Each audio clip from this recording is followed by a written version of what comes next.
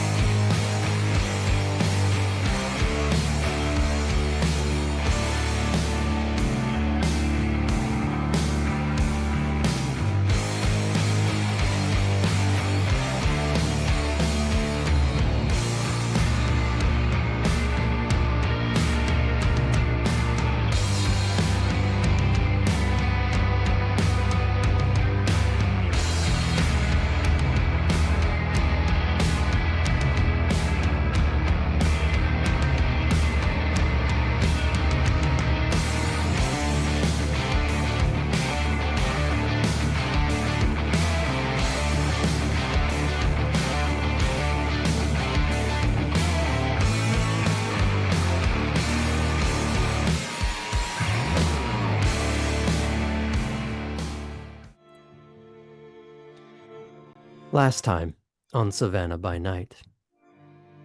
Deep in the woods of Skidaway Island, Artem, Chris, and Cora were beset by a fiercely aggressive creature with eerily indistinct features.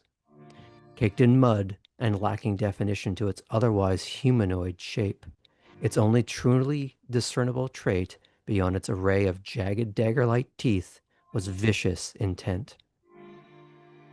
Artem tried at first to scare it away while getting Cora to run to the car, but all he managed to do was stall it.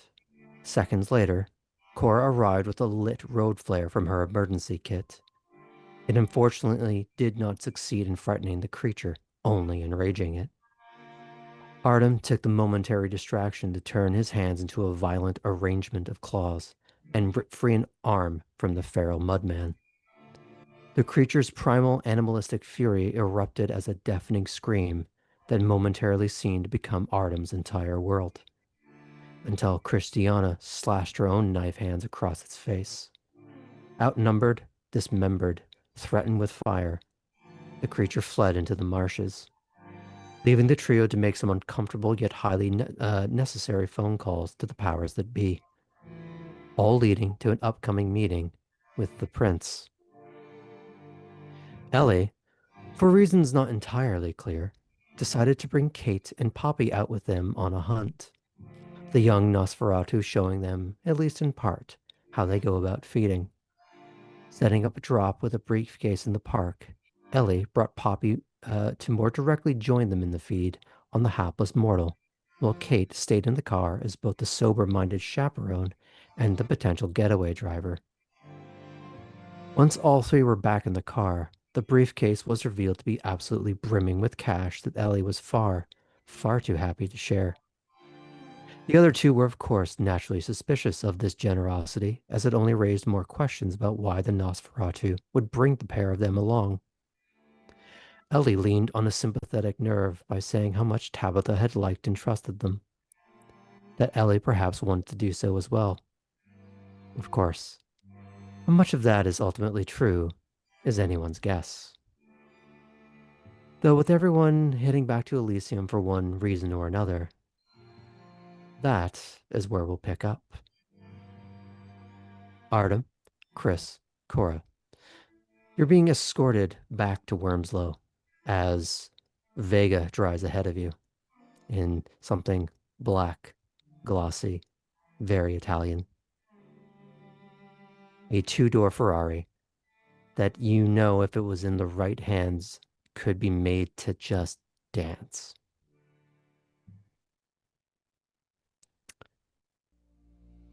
Is there anything you want to say to each other mid-drive? Or are you in that shell-shocked, waiting it out as you're going to the principal's office?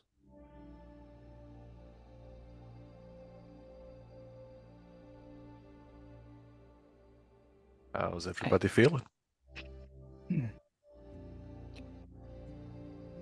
It's not what I expected tonight. Sorry.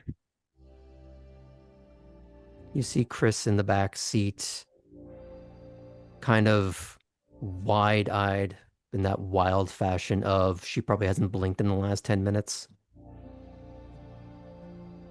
She's no longer that shaking, trembling, hyperventilating style of coming down from a supernatural adrenaline crash, but she's still a little out of it. I'm gonna look at her in the rearview mirror and say, but we got through it. Yeah? Uh-huh. Okay, I'm gonna sound a little crazy, but the other night was fucked up because I wanted to rip someone in half. Tonight, I tried to rip someone in half and it didn't work, and I'm feeling just a little fucking blue-balled, and I don't know what to do with my time. So we can all, maybe Ellie will be there at the house. Mm. So you can have another try. No. Her phone goes off. Mm. Oh, fuck, it's Alden. Let me know if you need anything. Yeah? Hey, Cora. Hold on. Mm. There's scene to this. Uh-huh.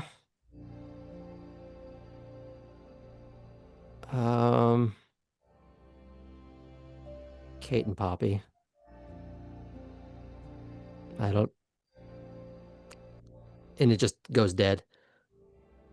Oh, I'm sure that's gonna be great for later. What did he ask? Who else knows? He didn't ask who knows all the details, just who might be aware that at least something happened. Well, I hope they've had a fun night so far. Coming in to crash it. Good for us. Uh, you know, I should probably call the Primogen too. Oh yeah.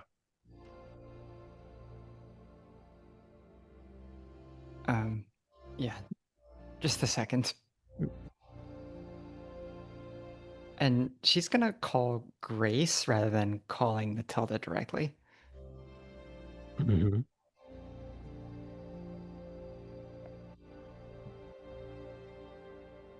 Yes. Hi, Grace. Some friends and I were just outside the country club and we got into a little bit of a scrape. We had to get the authorities involved. Now the country club president is a little bit interested in what we'd been up to. I see. Is everyone okay? Yes, everybody's all right. And you've made all the necessary calls. That's right. Good. Well, now I good. have anyway. Ah, much better. Are there any cleaners that need to be called to hose down any potential messes? Interestingly, not in this case. There was a bit of a mess. Oh, good. So we don't need the fence repainted. That's good to hear. Yeah, I'm sure the pro at the pro shop at the club will be able to inform you of everything really that's been happening. I see. And where are you going now? We're headed back into the club, in fact. I see. When you're done, give me a call. If it's too late, we'll be having a conversation tomorrow. Okay, of course. Talk soon. Talk soon. Click. That was a lot better. Well, had a little bit of time to process, so hopefully no more trip-ups. I think it's a good time to fade out of that uncertainty for a moment. As we fade back into our other trio, as they are arriving at Wormslow.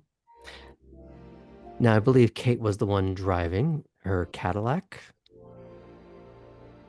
As you pull up to the gate and do the customary checks, here's a question for Ellie. Are you in your standard presentation, or are you hiding in a guise?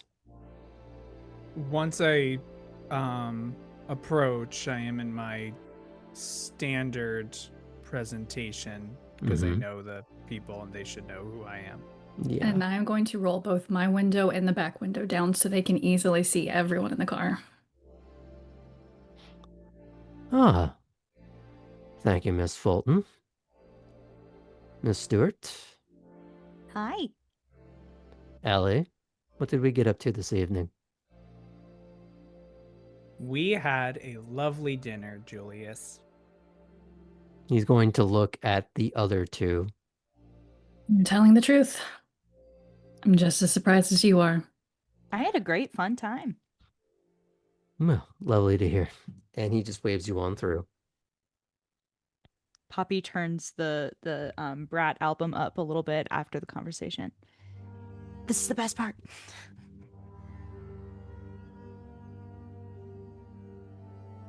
Now, as you trundle down the row of trees that line the path, do you have anything else you say to each other before you get to the house? Poppy, have you checked the group message? No.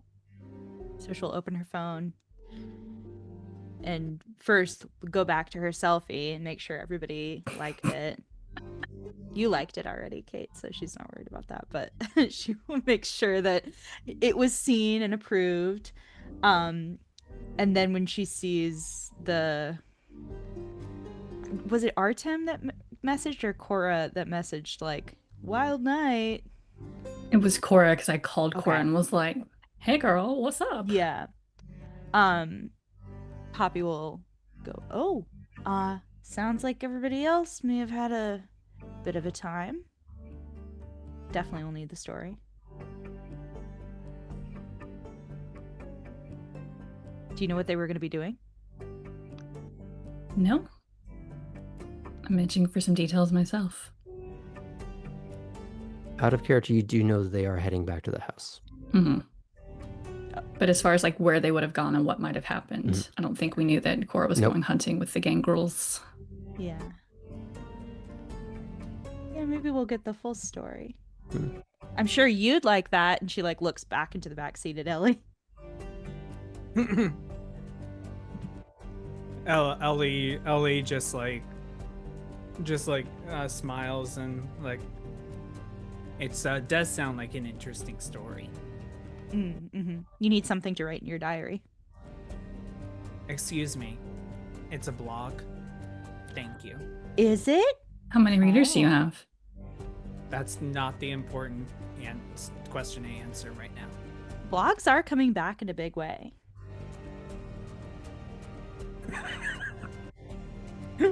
All three in the car nod at the same time.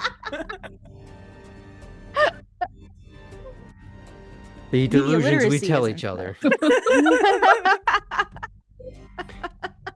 I need you to roll self-deception at infinite difficulty.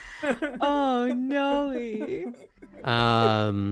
As you are pulling up to the house, do you all go in, or are you kind of just going to hang out in the parking lot and loiter a bunch of weird fledglings? No, I'm going to go ahead and head inside, which means everyone has to exit the car so I can lock it up. Mm-hmm. Yeah, no, I will get out. How quickly do we need to exit? I exit the car. I'm assuming you go through the front door. Mm-hmm. Do you give Bruno a hassle as he waves you in, or... I already saw him this evening, so I'll just kind of give him a wink. Hello. And walk in. Hey, Bruno. He just opens the door and lets you walk in. The crowd is fairly sparse at this point in the evening. It already wasn't entirely packed before. It wasn't a scheduled Elysium night, just a people filter in, check in, filter back out, and go on with the rest of their evening. There are some still milling about, and you noticed before that the prince was not present. Only Alden was holding court, such as it was. But as he sees the trio of you enter, he turns and storms towards you all like a force of nature.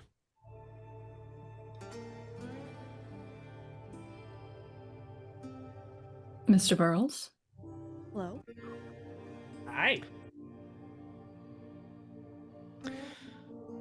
Three of you are heading to the stone cottage. I trust you know where that is. Certainly. Yep. Yeah, sure. Is something wrong? Go now. Okay. Ellie, what did you do? I didn't do anything. Who was that person that we took the money from? It was it's clearly not related. To Atherton? I'm assuming this conversation is happening as as we're we're like, yeah, working. Alden Yeah, yeah. We immediately, Seneschal like- is right there, listening the whole Oh. time. Yeah, no. Oh no. No, he walked away. He gave his directive and expected it to be followed, or rather, he expected Yes. you to walk away from him. immediately Yes, heel turned yes. and headed back to the car. Mhm. It's not even cooled off yet. Frankly, I'm a little offended that you assume I had something to do with this. Ellie, come on. No, I don't think I did. Okay. Is this what I'm gonna text the group text. What did you do? As Artem, Cora, and Chris arrive at the front gate, with Vega ahead of them, who has very swiftly passed through. She, however, had indicated something to Julius, and as it's your turn to pull up, I'm assuming you're bringing something in. Is there anything else you have to declare? No. He's looking at all three to answer. No, nothing.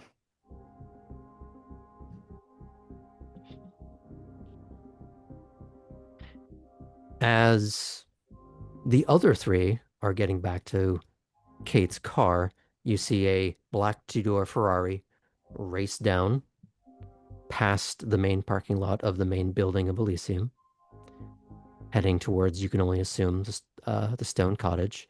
And at a less frothy pace is a black Charger that you have seen Artem drive, or at least some of you know he's driven.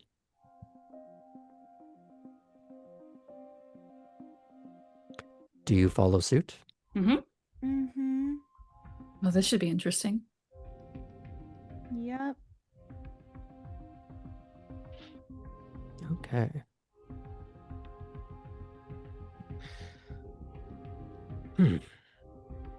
Sorry, just getting back to my notes where I can do this properly. I'm gonna answer Poppy's text. You're not driving, so that works. Can't get into details, but I have a strong suspicion that you'll find out soon.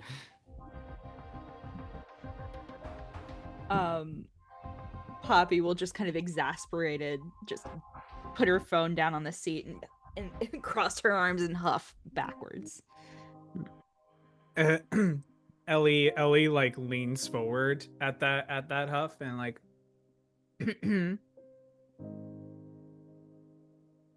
You're not off the hook yet.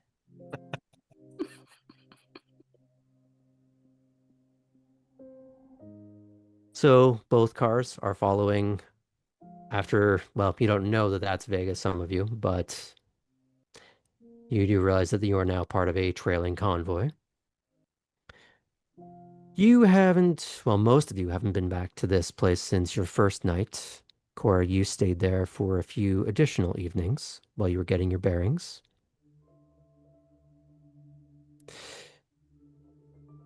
You see the stone cottage beginning to be revealed by the parting foliage in the moonlight. There were no cars the last time you were there, except maybe the Range Rovers that seemed to be the typical staff car of Elysium. You do not see a Range Rover this time. You do, however, see a beat-up pickup truck that some of you would recognize as belonging to the prince. Oh, this is going to be very interesting. What do you mean? You see that truck? Mm-hmm. Belongs to the prince. Okay. Behind you is a newer, but still in a well-used state pickup truck that is rolling up behind you. And you see the seneschal climb down out of it. At the front door of the stone cottage, you see a gentleman that is not Bruno, but clearly works in the same office, as it were. He's not quite as stocky, but he looks just as sufficiently built, as he is clasping a wrist in front of him as he stands next to the door.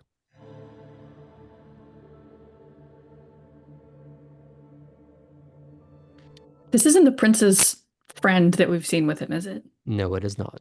Okay. He's dressed in a dark suit, much like the rest of security that works at Elysium. Okay.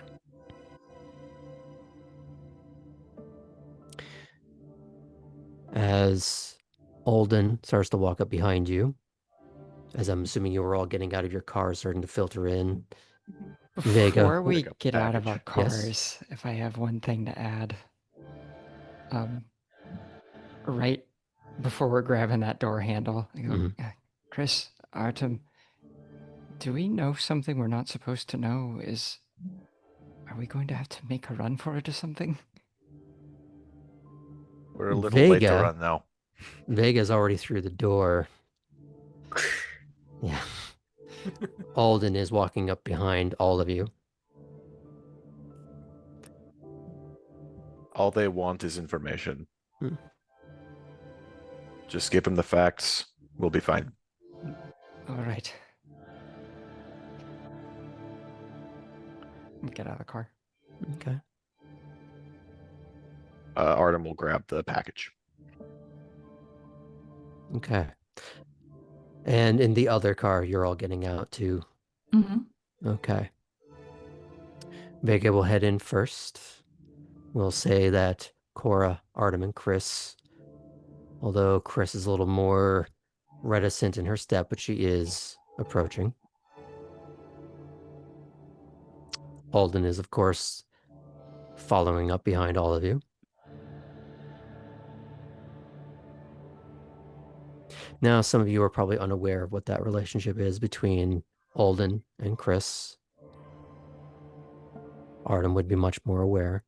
And he places a hand, his monstrous, almost permanently furred and clawed hand, on her upper back.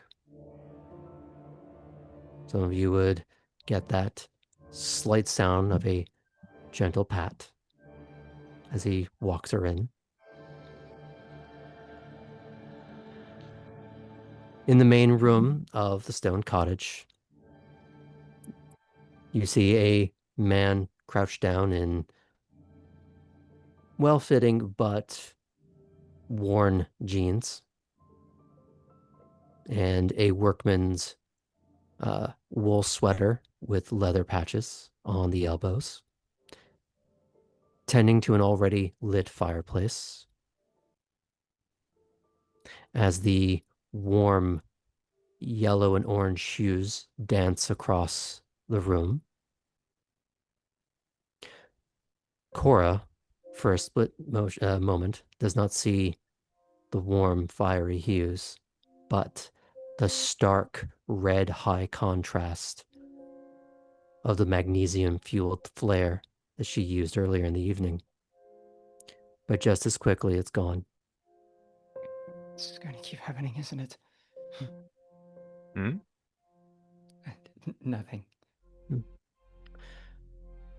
Vega crosses her arms and leans against the wall with a rather vicious smile on her face. Without looking to any of you, the man crouched in front of the fire in a voice that some of you should recognize by now. Take a seat. And there are a pair of couches forming a loose L shape. I move with a purpose to a seat. Same. Do we naturally divide into our two groups on the couches? God, I hope so.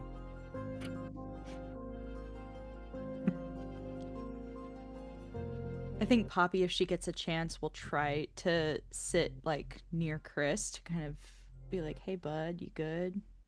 Non-verbally. Mm-hmm.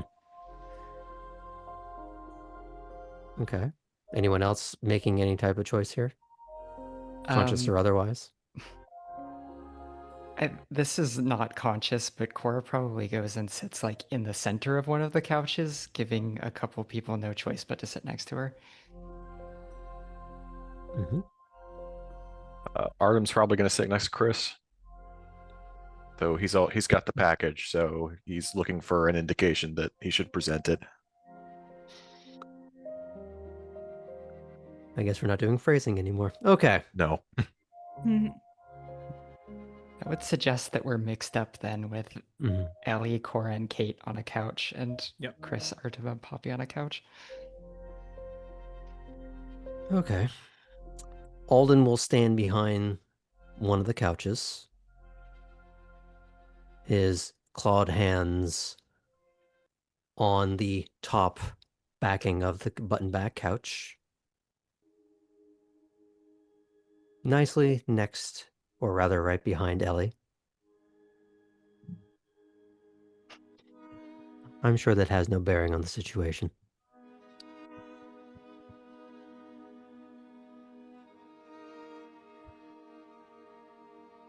As Prince Brooks rises and turns to face you, easing his hands into his front pockets of his jeans, he looks to the three that were out in the woods this evening. Tell me what you saw. Spare no detail. Cora glances over at the other two. We aren't sure. It was a large creature. It had odd features. It had jagged teeth. It seemed primal. I'm not sure if it could communicate. It acted like an animal.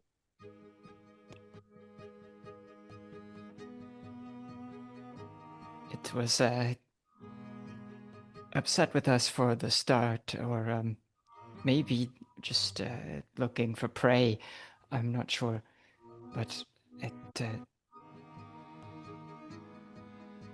I saw it out in the woods, and a group of fireflies. It seemed like, or just beyond it. I seemed to notice that I was looking. Chris will speak up in a more quiet voice than you're used to hearing from her. Glowing eyes. It wasn't there last time I was there.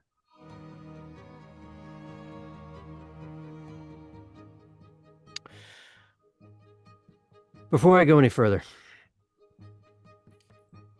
to alleviate concern, you are not here because you are being punished.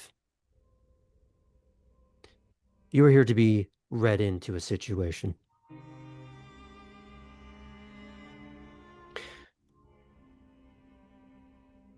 It is an open secret in the sense that most in this city, on our side of the fence, know about it.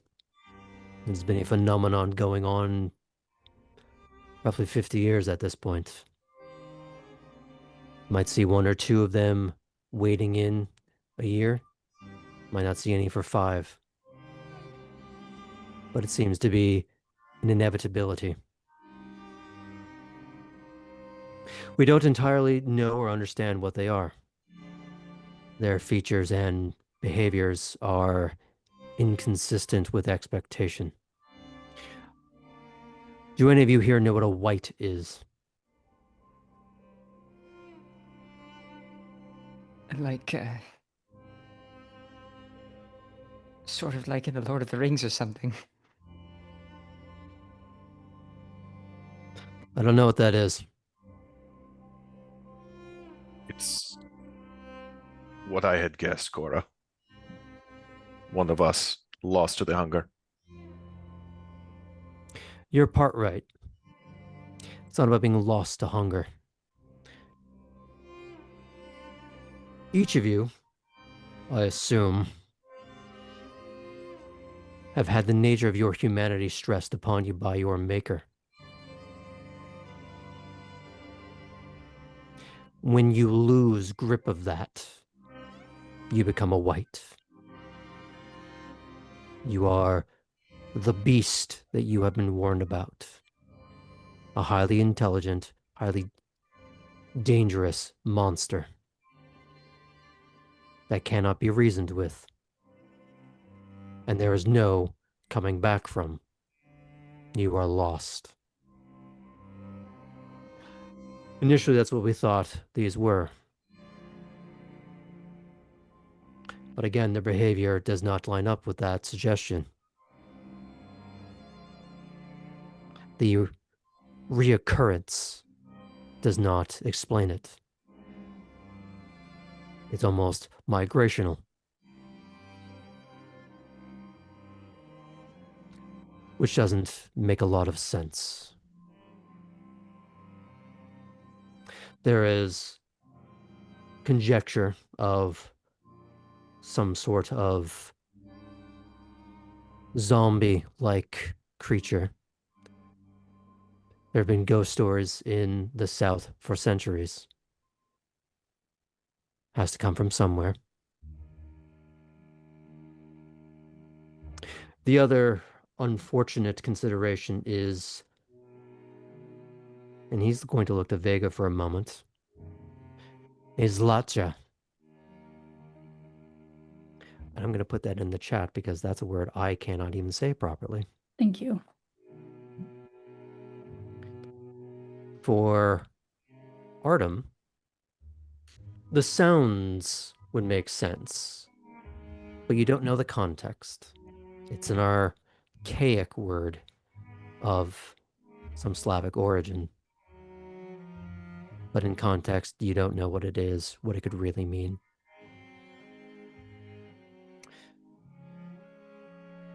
You hear Vega speak up from her perch against the wall. Do either of you know what a Simitsi is?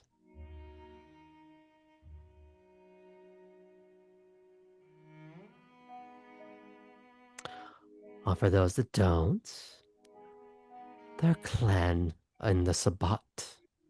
They have a nasty little habit of making monsters that they mold out of people and monsters like clay. They're little war dogs. Some people make ghouls. They make those. And they set them loose.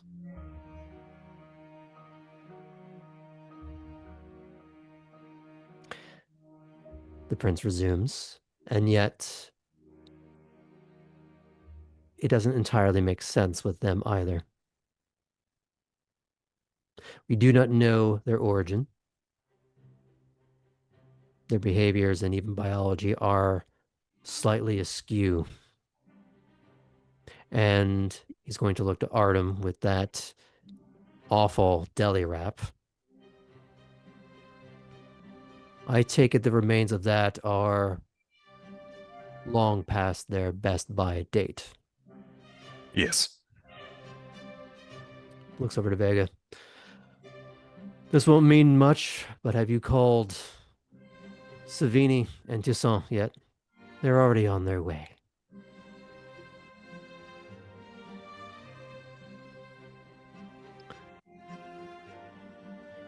As I said, open mystery. Something we deal with on a regular basis. The reason why you're here is so that you are made more aware of the situation. So that you know how to better respond to it. I will put out something forward for you to consider. We desire an answer. A potential solution as well, if one can be discovered. It is not your responsibility. However, an accomplishment such as this would yield rewards.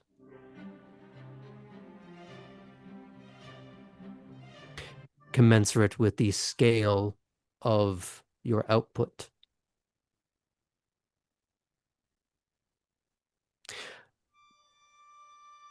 Now, if you all wish to try to investigate this as others have over the years, feel free.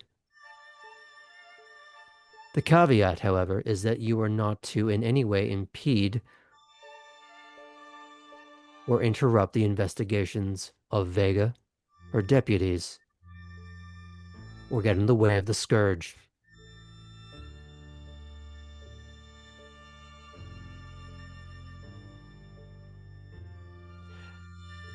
You have a rare opportunity for potential advancement, acquirement of domain, or simply the laurels of the accomplishment itself. But I warn you, people have been at it for a very long time. Don't get your hopes up. Are they always in the swamp, or have they ever made their way into the city? If any have made it into the city, we are unaware of such occurrences.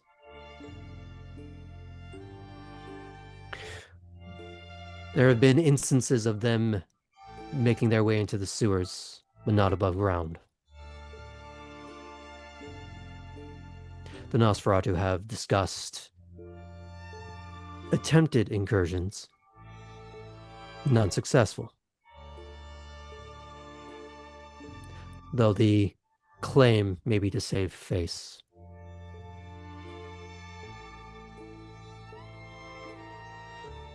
Do they always attack on sight like that? This is where it seems both yes and no, as a white known to be vicious, but also animal intelligence is not mindless. If they are threatened, outnumbered, wounded, they tend to try and run.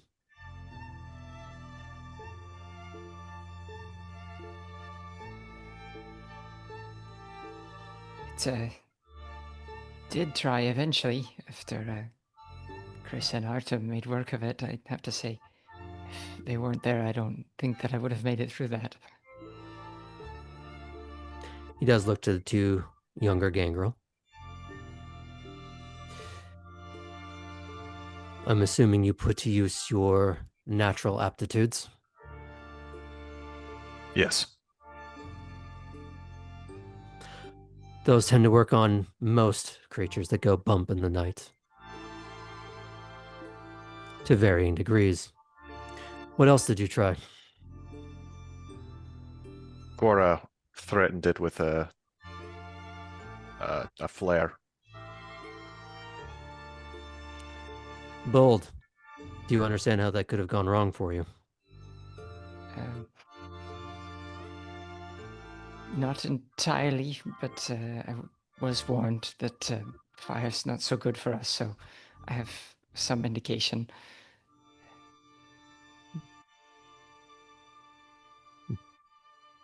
It just seemed like the two of them were out there, and you know, I was told to wait in the car, but I didn't want to risk something happening to them if I had a way that I could try to influence the situation.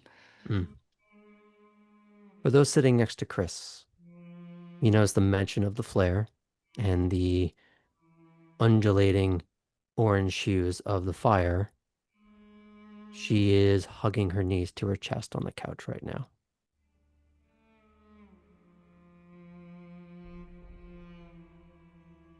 He looks to her.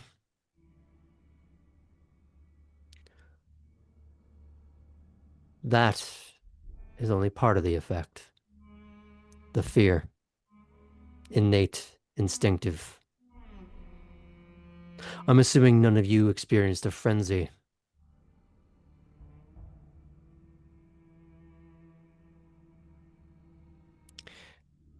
For a split moment, or weeks, depending on the severity of the inciting incident, a frenzy can make you act not unlike the creature you dealt with this evening. Feral, vicious. Certain instances, you would kill your best friend, the little old grandmother waiting at the bus station.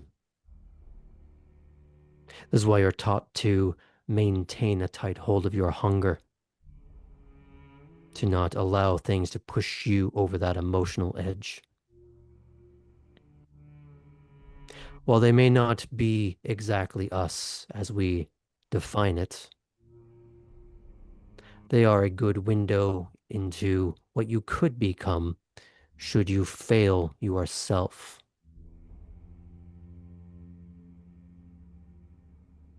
Am I clear? Yeah, yes.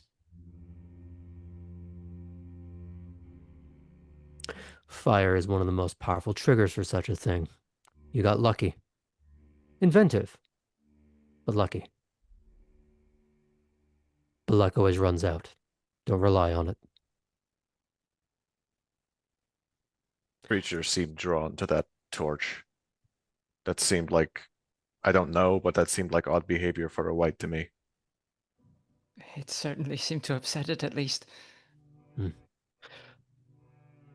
You're looking to Artem, he says, when you first saw the flare, how did you react? How did you feel? Horrified. And it didn't stop you. No. Why would it stop him? It.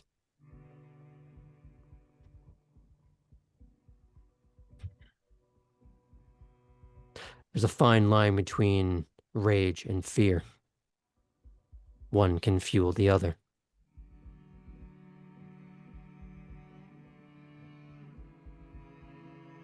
When presented with the threat, everyone, everything makes a judgment call.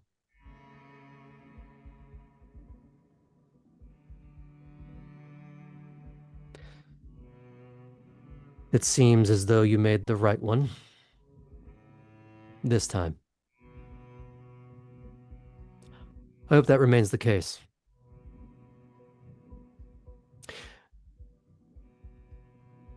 Now, for those that weren't there, did not mean to shut you out of the conversation. But given that you were nominally made aware that something was going on, best to correct the potential disinformation.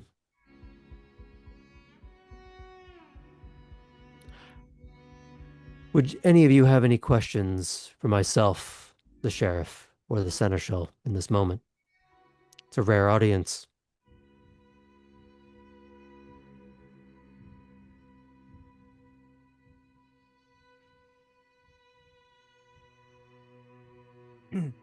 Have the incursions, shall we say, been mostly individuals, or have there been more than one at a time? It's been inconsistent. Usually one or two. Rare for them to be 3 or more. But it has happened.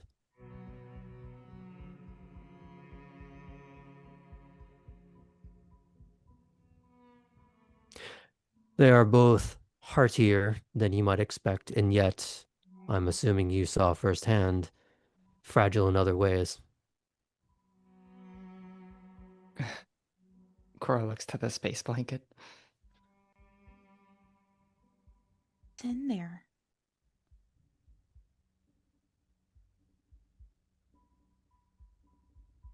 I'm not sure that quite heard you, if you want to say it again. Oh, Poppy kind of says it quietly. She's like, what's in there? Like looking at the wrapped up thing. Artem is probably the closest he'd have the best chance to answer. He'll sort of whisper back.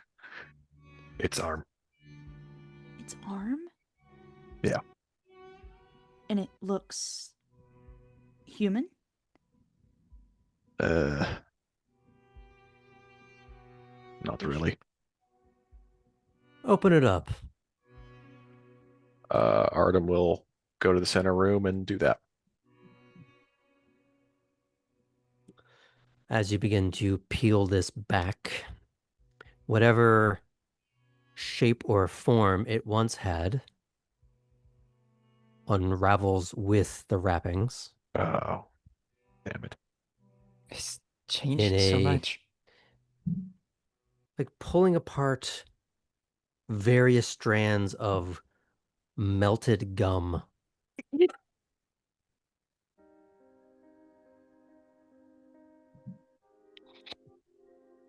Okay. Does it look You- more made than flesh? Is this in character or out of character? That's me like asking what I see. You see nothing discernible that could have been an arm, or it could have been marshmallow fluff that just went rancid in the swamp. It has no shape or mass or appropriate coloration. It is I was gonna ask what color it was. it is well, swampy is the best way to put it. It seems like whatever structure was holding it or had covered it, the mud, the dirt, the swamp, the grossness, the grime, that's seems to be what's coloring it at the moment. Graham, Yes. as someone who has had some experience with corpses, Mm-hmm. would me getting a little bit of a closer look possibly get me maybe some more information that someone who's not as trained might- Possibly. Would you like to roll something? I would. Okay. So I'm going to presume intelligence and medicine. That sounds good to me. Roll for corpse. Well, here's the thing. You're not really looking at a limb. That's You were true. looking at a... Look at what's claimed to be a limb. Do you know what happens to Jell-O after it is no longer gelled? Gross. Yeah. Yes, I have a concept. Yes. It's kind of both ruddy and swampy at the same time. Beautiful. Whatever bones were there have even started to just collapse in on themselves. Got it. So we're thinking like a 4 difficulty. Maybe to a 14, identify. but A narrow margin for error. Hey-o. oh, I love that. We're going to be going at a 10 because there is not really a limb to speak of. Whatever you pull out of this is going to be a miracle. Now I want you I'm balancing my remember- options here. I want you to remember you are very, very low on willpower after Yep. your outing this evening. I've already used 2 willpower points, and I have 4 left. This And is you probably only get them back at a very slow rate. Showing off is probably not the time to be using those. It's exactly the time to be using those, you kidding? Don't let Little Miss Kink Peril tell you what to do. Ooh. Okay. Well, 10 difficulty Mhm. made that a botch, unfortunately. No successes, 1-1. For all you know, this is a sludgy pile of lichen that Artem scraped off the side of a bit of bog log.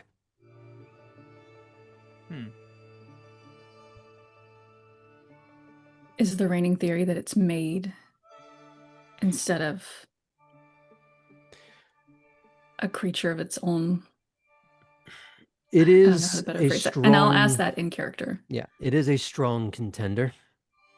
Like I said, the creations of the Zemitzi would explain some of this. The machinations of necromancy would explain other parts. Wassailing, or a kindred that has succumbed to becoming a white, explain other parts. There is no true one solution that explains all of it yet. And has there been word from any other courts of something similar? In the nearest courts of South Carolina, they have seen dribbles of the same, but not in the same number.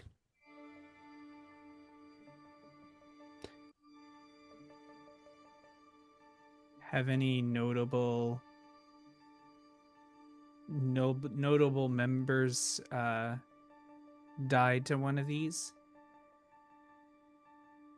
It's been attempted once or twice, it seems. Where it starts to fuel the theory of Asamitsi and their Zlatsha handiwork to target members of court.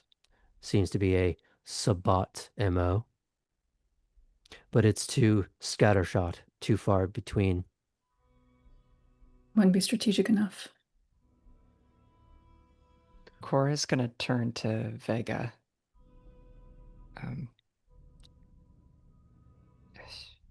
Prince Brooks said that there were other people who have investigated this before. Are any of them around still here in town? You're looking at some of them now.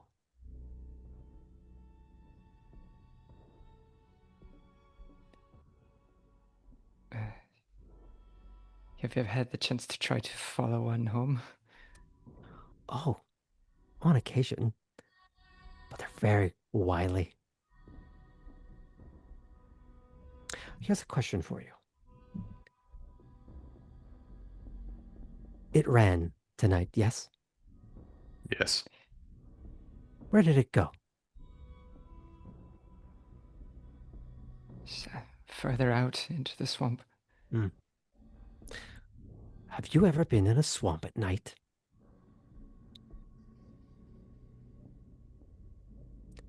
Swimming in the endless black, where you don't know if there are more of them waiting.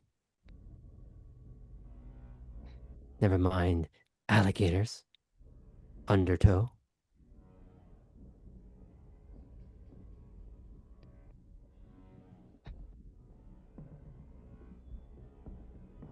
I take your point. And have they only been spotted at night? I mean, I know we're limited to seeing them then, but any other reports of information? Which one are you asking, just so I know who I'm answering as? I guess just generally. The prince will chime in.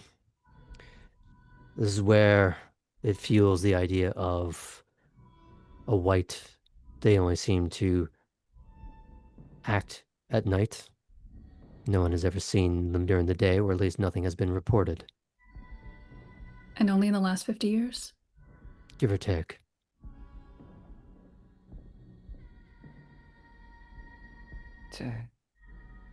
If they were whites, then wouldn't somebody here notice that one of us went missing or something and then became one? That is the other issue of where are these ones coming from. Again, they seem to pass through every now and again, almost like migration, and yet not.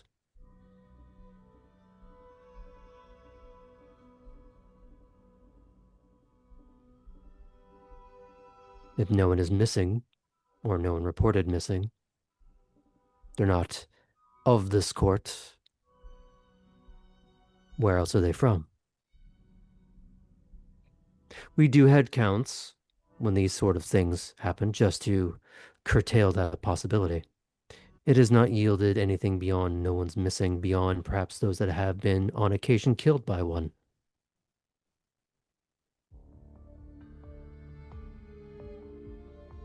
These migrations, there's no pattern to them that is discernible? Hence why we hesitate to even call them migration. There's just aspects that seem like it and yet not. There's no pattern. There doesn't seem to be, like cicadas, where they operate on a 12 or 15-year cycle. It's sporadic. There's no math to support a pattern. Their numbers don't make sense. Their intervals have no rhyme or reason.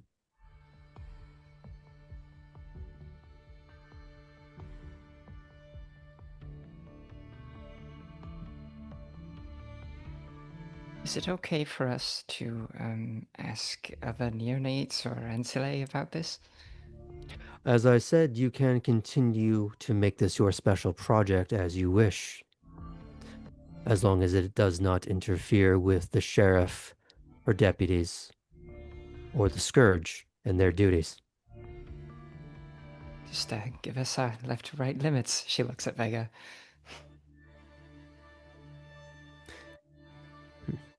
I think I need to hear that line again. I think I missed something in that. Just give us our left and right limits. Don't get in my way.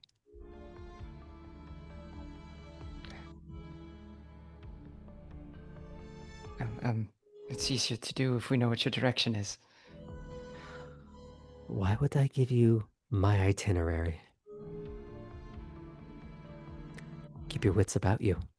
These are not the only problems for you to be dealing with. Yeah, far from it. Alden speaks up finally. Any other questions?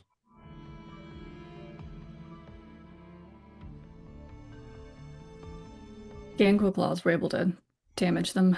How do they stand up to a bullet?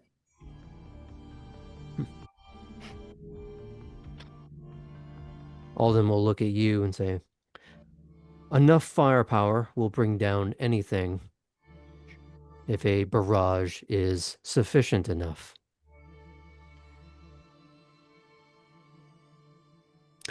They react in the same way we do to an extent, and their capacities vary. Some are more pliant than others. I do not wish to take away from your accomplishments. From your description, this was one of the easy ones. And it was alone.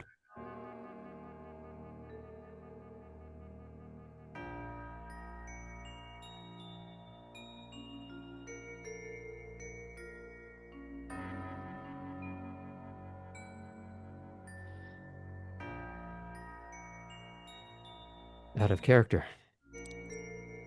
Do either of you have any more questions or thoughts for those gathered? All set.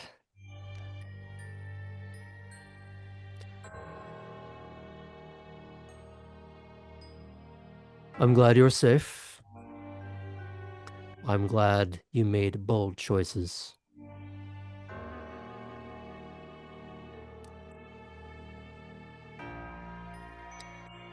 Don't run headstrong into danger simply because you did well tonight.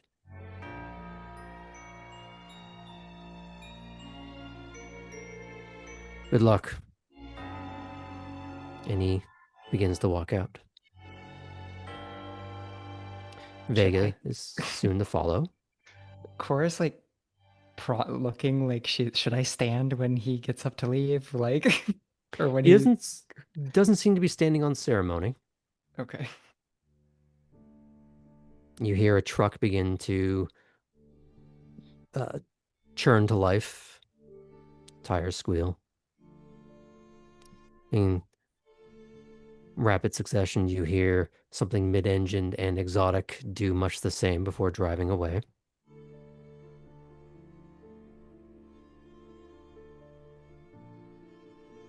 Alden will look at Artem. He's going to pull you aside for just a moment.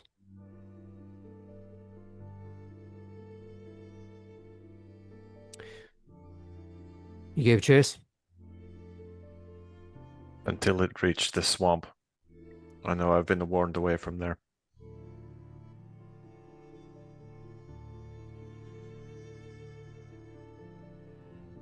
It was you that took the arm? Yes.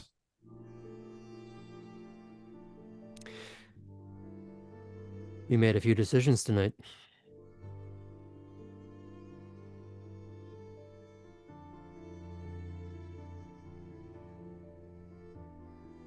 Just trying to stay neutral, boss. Something to consider. Your choices stopped it and chased it away. Then you made the choice to not commit suicide by chasing after it into the marshes.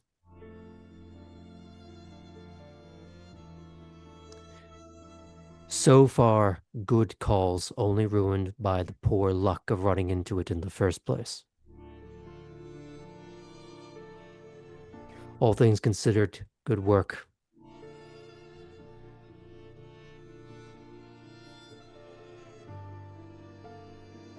Is there anything else out there like that?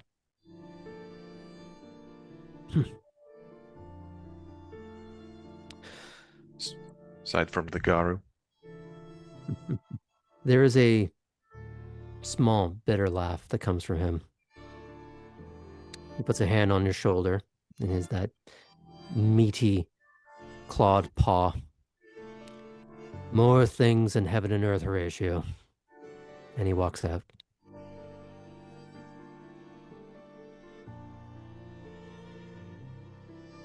Leaving Is that a you joke? with all of your group.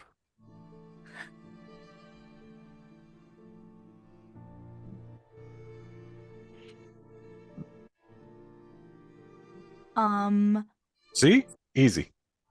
What the fuck? Yeah, sorry about that, everyone. By the way, the smell is starting to get to you. Did they take the arm? No. Oh, actually, Why? Vega would have, Okay. now that I Yeah. think It's about it. evidence. Why? The smell is still lingering. Stanky. You've heard of the the stanky leg. Get ready for the stanky arm.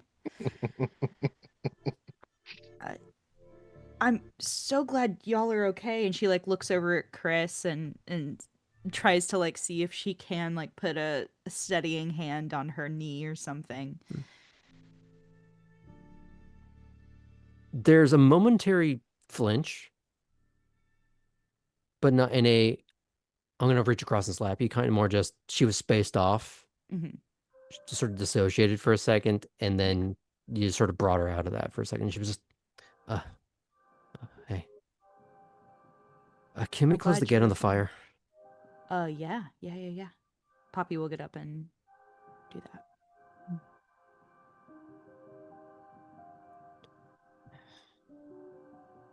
So, Cora, you were really casual on the phone.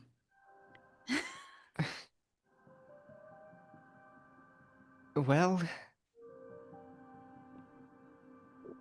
I got a little bit better the next couple of phone calls, so. But look, I didn't want to try to worry you too much, you know? I think there's a middle ground between, oh fuck, there's a mudman, and so how's your night going? Well, But maybe. Kate will say that with a small smile to show that it's not like, it's not meant to be a harsh critique.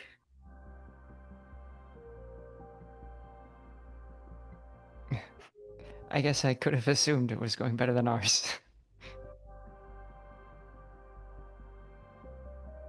What did you get up to anyways? Oh, we went hunting with Ellie. Really? Okay. It was very Don't worry, it interesting. was much easier prey. Yes, way easier than what you all had to deal with. Do we need an emoji of like the monster emoji, the red face to use like if we come across one again? Hopefully I think we that's a don't. really good idea. Maybe that'll just help us, I don't know, not beat around the bush. Yeah.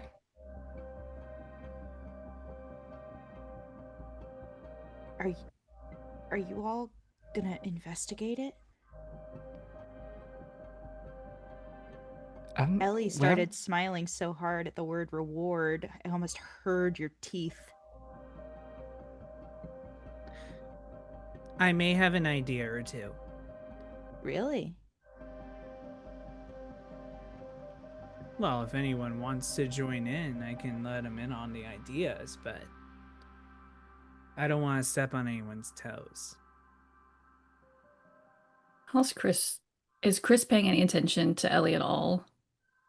She hasn't been until Ellie started actively speaking about having a plan and reward and all that stuff. And because Poppy was the one checking on her, and it sort of just drew her attention back into, oh yeah, there's other people here and I'm in my own body again. Okay. she looks at Ellie like, oh, right, they're here. I forgot about that for a second. Poppy, did you go sit back down beside Chris, or are you still standing up after putting the grate over the fire? I'm still standing up. Okay. Getting the... I'll go hop couches. Mm. Take your spot. Okay. Chris, because now she's between Artem and Kate, do I have that correct? Mm-hmm. Yes. She shifts to basically touch hip with one and then lean her like head on the shoulder of the other. In that way of just emotionally, physically exhausted. I was gonna ask whose shoulder she picked, but mine is much more at her head level, probably. Since Yeah. Artem is giant. This is Artem's Okay. bicep. I think with Artem, she'll always have a hip to cry on is really the way to put that. Or just like a peck, like a really defined peck. Peck. This is my tier peck. Yeah. So hip to Artem, cheek on Kate's shoulder, and just trying not to pass out. Well, stick my head on top of her head for a second. So what's this plan? Well, we have a few outlying questions, don't we? Such as? Well, we haven't really gotten evidence of one beyond a melted arm. And we don't know what their patterns are. Because What there we are no do know patterns. is that they have been to the sewers, or there have been attempted excursions into the sewers. What if one fell into a trap? In the sewers. Fell into a trap? Have, well, I don't know if all of us do this when we, well, probably not of those of us. I'm not sure if it looks at Chris and Artem if you do this with any of your catches, but do you know about catching and releasing? Do we know about catching and releasing? No. Come on.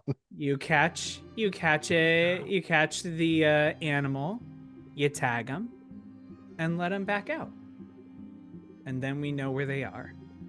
You confident enough in patterns and ability to wrangle one into a trap in the swamps? I mean, the sewers? Well, I'm confident if they're trying to get into the sewers, that not many people know more about the sewers than my kind. Well, it sounds like you've got some investigating and reporting back to do.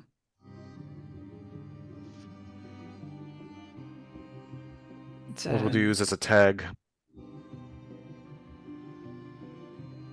I can come up with trackers that can't be easily found. What, you've got a Casual. spare air tag you're going to shove into its arm? Oh, that's a good idea. It wasn't Ma- exactly sporting pockets unless you count the prison kind. Hmm. Oh. Oh. There's a thought. That sounds intimate. I would love to see Ellie try. So an injection will probably be the necessary thing. I'll need to get a little more info on that. Maybe some supply gathering. You're going to go Do you raid a know- vet, aren't you? Aww.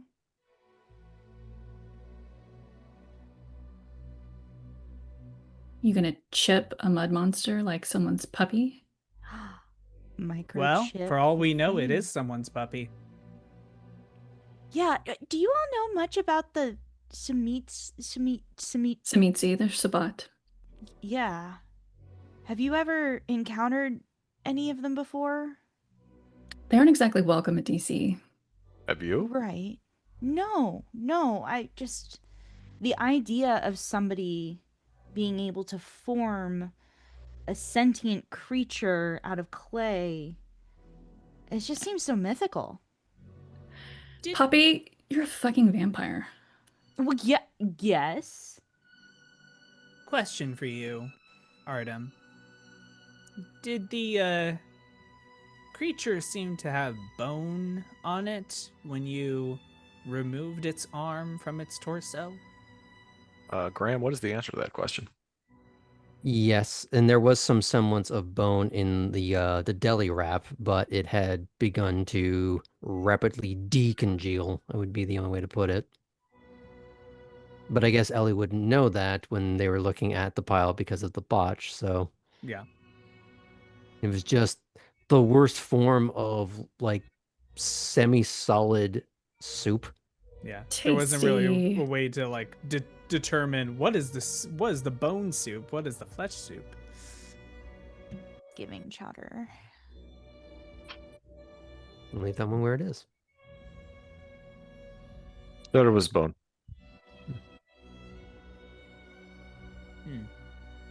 Well, at the very least, if we catch one, we have a couple options. We could catch one, tag it, release it so we know where it is. Or we could catch one, dissect it, find out more about it. It would have to be a pretty quick dissection. That is very Not true. necessarily. Oh? I don't know if anyone's ever tried staking one, but if they're more like us, then I feel like that would preserve. Put them on pause. Oh. That is true. So that's probably something I need to keep in the car. Well, until you're able to catch one with a very irregular migration pattern, a very irregular timing in which it comes up, this is a lot of theoretical. So you can spend as much time on that as you want. Well, Yeah. Go the ahead. prince mentioned that there were a couple of other people who, they were So- sort of notifying about this. Savini and Toussaint. Yeah. I've met so- Savini. Does anyone know Toussaint? Chris? She's one of the Tremere. That tracks. Well, we know some Tremere. I'm sure we could get an introduction. And I already know Costello. He was supposed to take me out sometime anyway, so, Kate's gonna raise an eyebrow. Just no comment, but I mean, We'll you already chuckle knew to this. oh yeah. Still though. And I have to say, I feel a little bit vindicated. The prince wanted to bring him into the whole situation, and all of you were telling me not to hang out with him. I think he's already in the situation. If you know what I mean. So what I'm gathering is that we're starting to get our assignments in order. So that means I can look into where there have been reports of these creatures appearing in the sewers. Our friend Cora can get in contact with Savini.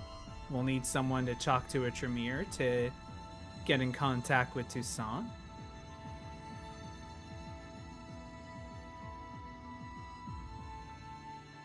I could talk to Olivia or Paul and see if they can give me an introduction. There's an idea.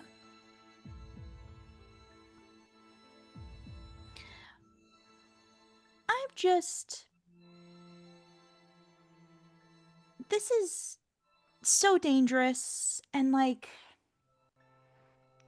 when the prince was talking about status upgrades, what did he mean by that? Was that just, we get some perk, or I'm a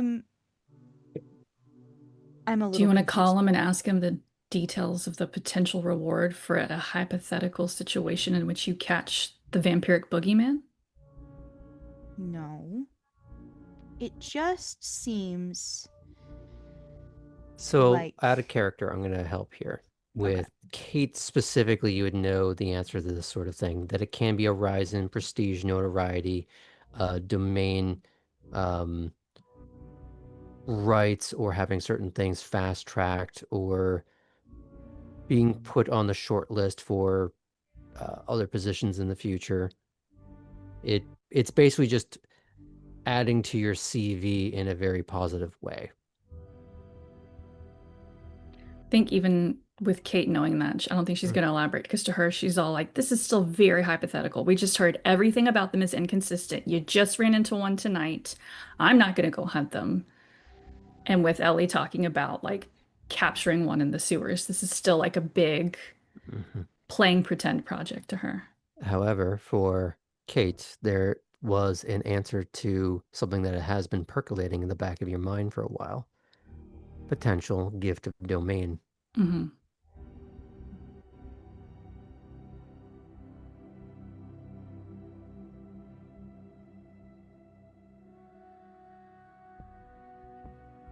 How about you find one first, get answers, and then figure out what you want your reward to be. Fair. I just don't want to become a crazy with like a, a red yarn thing on my wall. I don't want this to take over. I'm very busy right now. They're not always that bad, Yarn walls? No, I've seen some very tastefully done macrame. I meant the people who own them. Oh, no. Yeah, that's very true. And Poppy like catches like, oh, I said the crazy word, and that's not what I meant.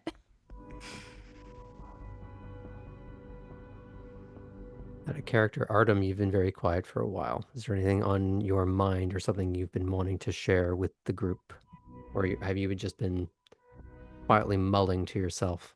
Yeah, he's kind of happy to not have a lot of questions directed at him at the moment, though he might be connecting reward with the Natalia situation. I'm going to go ahead and direct something at Artem now. No! Anyway. Get him. Not a question, though. Cora's gonna look to both Artem and Chris and say, I was serious about what I told the prince. I don't think I would have made it out of a situation like that without the both of you, so thank you so much. I think we were all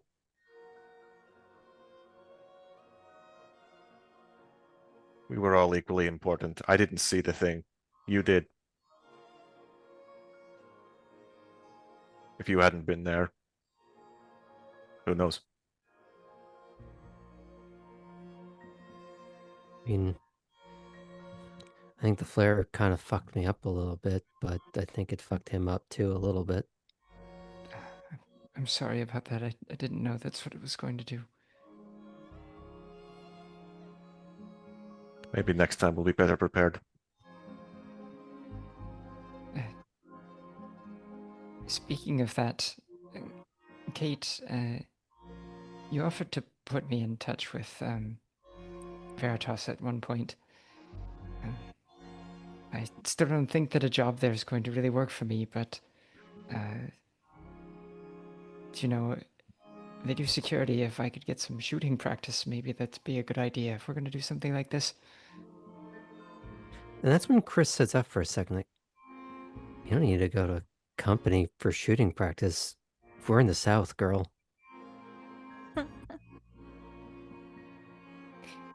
Oh, and do you know how to shoot? Not great, but we can just find a field and go plink some cans. And you've got options, Cora. I will pull out my phone and I'll text Rook. Mind if I pass your number along to another neonate who's interested in... Would you say neonate? Nope.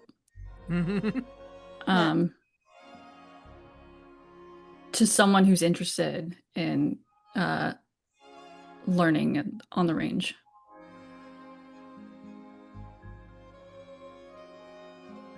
You get back in a few moments. Someone I already know? Cora, have you met Rook? I don't think we have met formally. I've seen you with him, but not.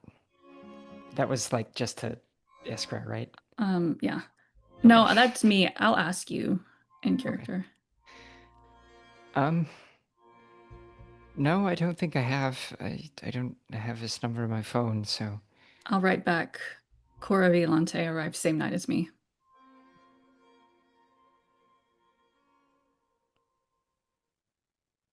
There's the 3 dots for about half a second, and then it goes, tell her to go talk to Nina.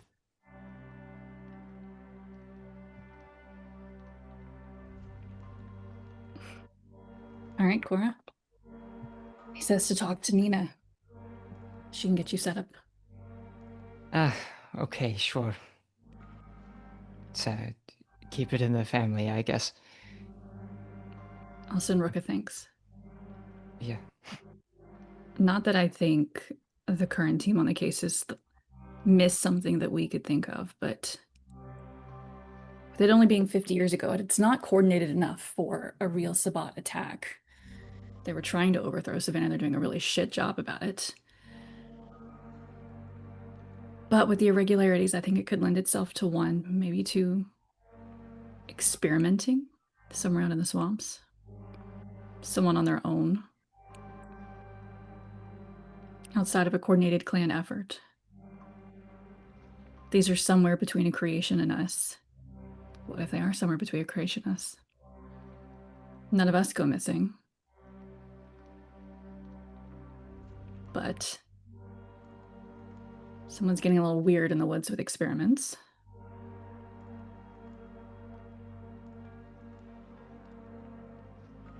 That's my theory, at least. Sure, yes, some sort of shit stirrer. Someone who's been alone for far too long. Someone who left a clan to go science less hindered.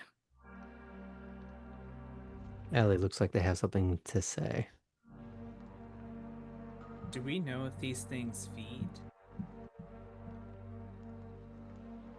That would have been a great question to ask when the authorities were here. Sure seemed like it was trying to. Was it feeding or killing, though? I feel like. Yeah, that's a good point.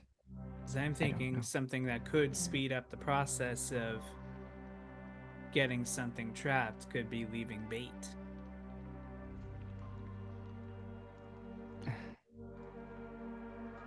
But we don't know what attracts them. Because otherwise, there would be a pattern to follow. Right? Well, if they've been in the sewers, it might be worth doing some follow-up. Right. Mhm. Maybe your folks know something. Oh, that's already part of my plan, is to follow up with them. Good. Well, then I want you to come back with some more answers. So should we convene in, what, 2 nights then? Take a night tomorrow to information gather and then come back? How about you just text us when you have information we're sharing? I know you have all of our numbers. Wait, what the fuck? Yeah, Tabby was a little gracious. I don't know about yours. Ellie, do you have Chris's number? I think the contents of my phone are my own information. Ellie, do you have Chris's number? Yes, I do.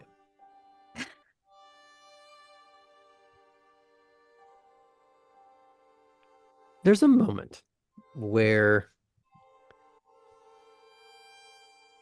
there are many gears churning in Chris's head, and they all want to go in very different directions.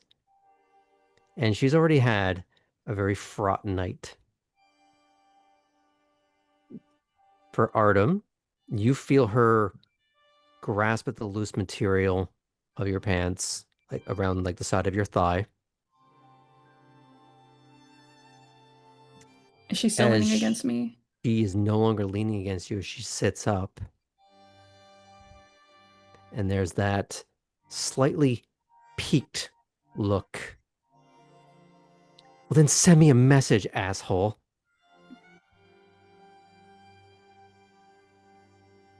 Fair's fair. I'm gonna stretch my arm across the back of the couch around her just in case she needs like a hand. Or a hold me back situation. Is that- Yep. We are at Elysium. Rules do apply. Mhm.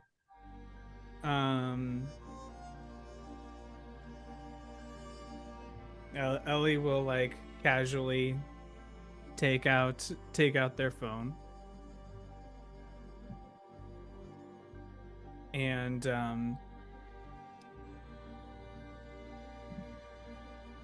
let's see. Texts Chris a GIF of like one of those like animated one of those animated GIFs of someone like holding a phone and waving like from outside, like with their cell phone. I was expecting either that or David Tennant and Catherine Tate seeing each other through the glass. Yeah.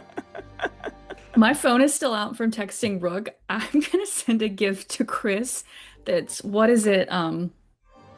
From one of the Adam Sandler movies of this sign that just says "Want me to kill him."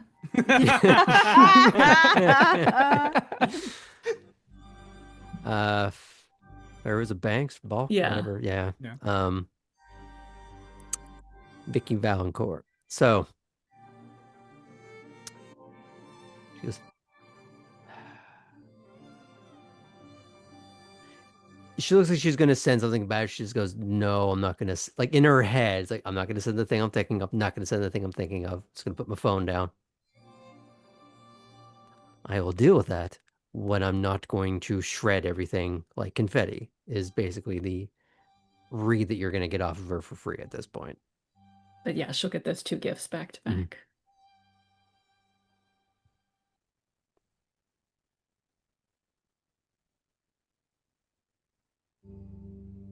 Well, I'm gonna. Is there like an analog? Is there a clock somewhere, or do I have to look at my phone? Yeah, there's a clock. Okay, I would like to look at the clock. You have to probably get up and leave the couch Okay. if you want to go see the. It's not highly ornate or overwrought, but there is a grandfather clock of some Oh, sort. nice. Okay. It seems to fit the rest of that sort of cottage aesthetic. I'll stand up and get close enough to it to read it. Mhm. I'll remark too. This is nice. It's. I had to think of my time zones for a second because you see 2 times overlapped with one another for a moment. You see the present time, which is just cusping on 4 a.m. Mhm. And I think my time zones, which would be 12 or 1 p.m. as the typeface, the gears, the metronomic quality of the pendulum going back and forth seems eerily familiar. One pass it is now, the next pass it is German time. Back and forth, until it finally ebbs off and you are firmly entrenched in the now. It can't be time for lunch, Cora. We'd all be dead. She'll turn around. That's a t-shirt. Yeah. Now time for lunch, Cora. We would all be dead. I guess it's about 4, so we might want to think about getting to sleep, I think. Does anyone need a ride home? Just back to the big house would be helpful.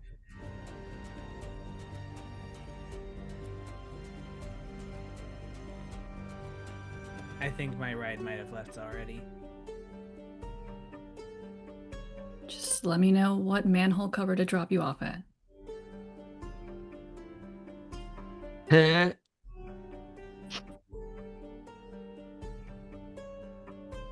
Well, if I do run into any trouble, I know I at least will be able to handle it.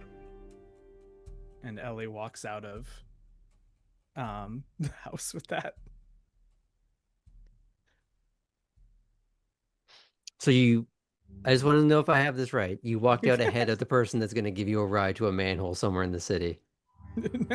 Trying to walk out on a final last jab. I want to be sure that's what you did. No, I don't walk out with that. I was gonna say, because the person who's giving you a ride is still sitting on the couch. Yeah. Like, you're just gonna give that line beat, peek your head back in. Are we going or? Are we going or what? I felt like Making me it was look a like an button. idiot here. This is your fault for making me look really silly. That is all on your own. So how do you actually leave the scene or do you? I actually I'll actually say let me check if my ride is still here first, and then I'll let you know. And Ellie will exit to text Lila and see if Lila's still around. What do you ask her Question mark. specifically? Yeah, you just I asking. ask her, are you still at the house? I'm at mine. Z.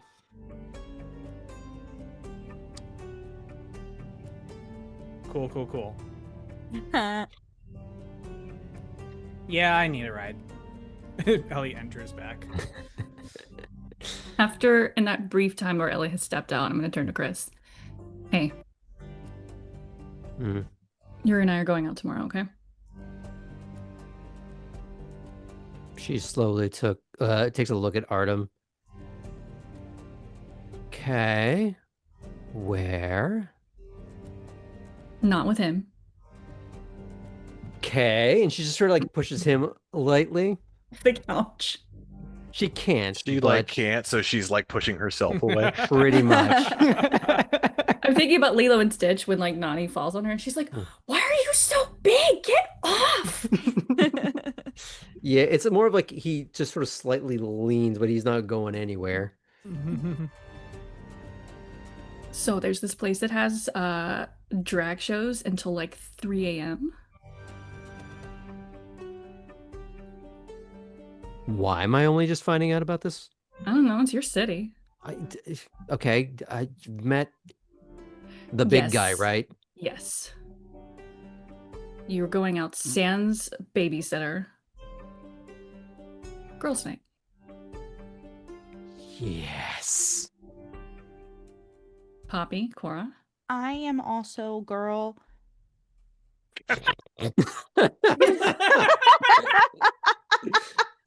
Our next shirt.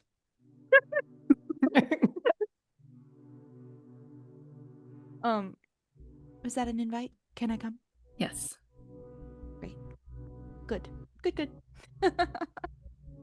You had me at 3 a.m. drag. Cora. If you want me to come, I can come. Cora, you should definitely come with us. And you need to get someone else to drive because we need to get you fucked up. Yeah. I can be DD. I'll be DD. She briefly looks down. I'll drive. Fine. Well, that's fine.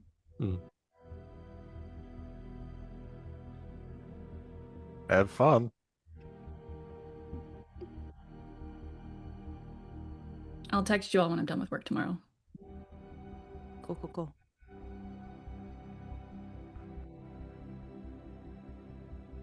So is everyone beginning to shuffle out?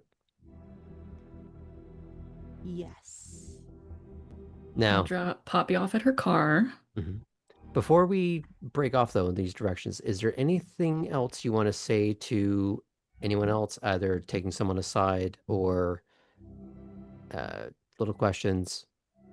Because big groups like this, or rather big group conversations like this, don't happen all the time. So if there's anything you want to take advantage about, that now's the time.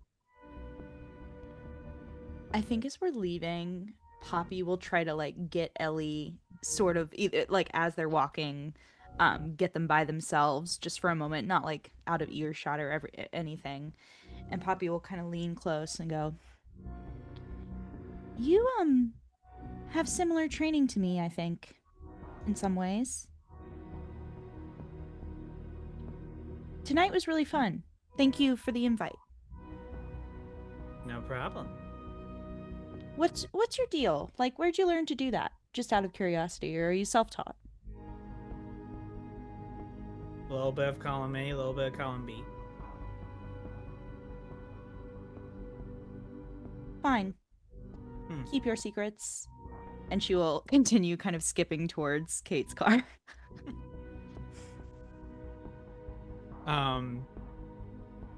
Ellie will head towards Artem and Chris. Almost like with hands up, just to be like,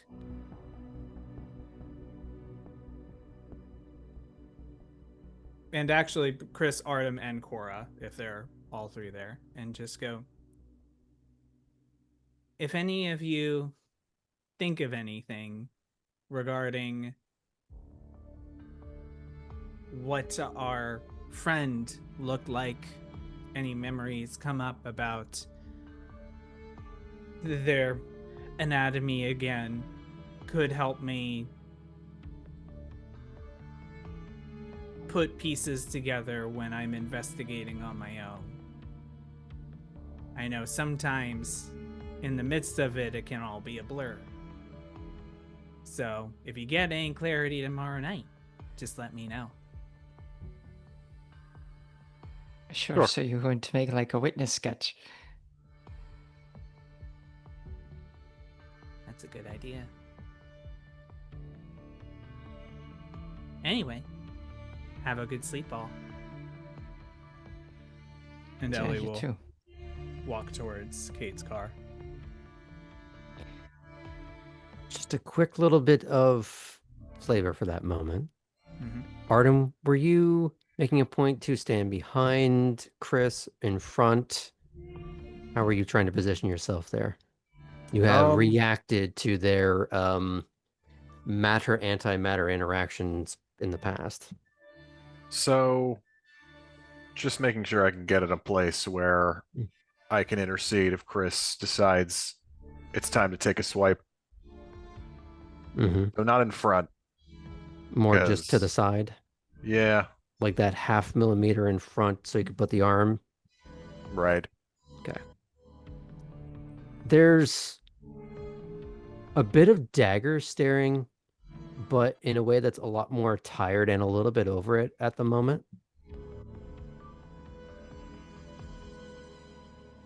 But she's not going for the lunge. She's not like that initial grab at your pant leg earlier, like she was going to just sort of spring off the couch. And she didn't. Well, she took a breath, went for the barb, but in a more controlled manner than maybe you remember. When he sees that, he'll probably step back. Mm-hmm.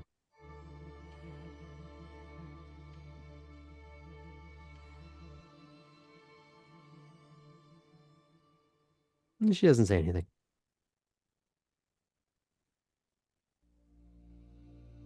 Say, friends, just now to Artem and Chris since they left. Mm-hmm. I know we didn't really get to do what we set out to today. Sounds like I have some other plans, and I honestly probably need a break from the woods for a little while, but I do appreciate being brought out, and if you want to try again at some point, I'm open to the idea. Yeah. Maybe just warn a girl before you take out the road flare next time. But she'll kind of lean in for a weak little hug. Yeah, I'll give her a hug. Maybe throw it at Ellie later. I'm just saying. I think they have their own car. I'm just saying, gas caps are really easy to rip off. Even a terrible car, I'm not sure I'd want to do that.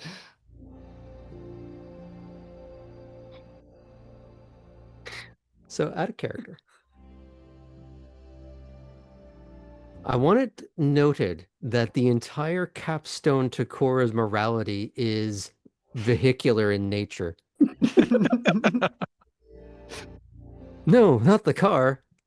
And the flesh pile behind the wheel is incidental. I'm making a joke, it's fine. I know, but it's funnier this way to me. Everyone organizes their humanity around something else. That's just hers. I was about to say, what path is that? Vehicular homicide. Fury Road. That she did offer to do on that Mudman, so. That would have been cool. No. It wouldn't have. I think both Chris and Artem would have been the bully in Encino Man GIF, just leaning in the frame and shaking their head. Son, why is there guts on my very, special car? Anywho, now, as you are all starting to head off into your different directions, Cora, you're getting back to your car and heading off. Kate, you are dropping them off at, Poppy at her car, and then driving Ellie back into town. So, we have room for some small scenes. Kate and Ellie, is there any conversation you want to have on the way to a manhole somewhere in the city?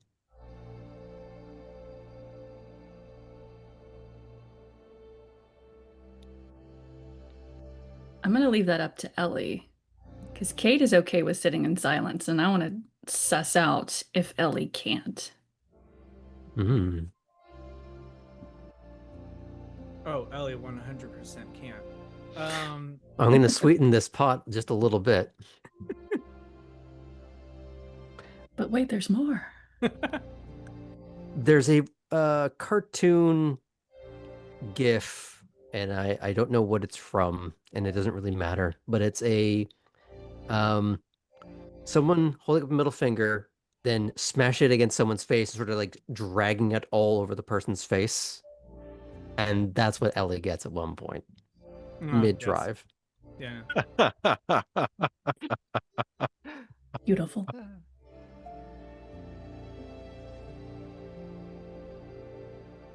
Aw, she cares. What'd she send you? It's like a middle finger smushed against a face and then just rubbing it on that face. That tracks.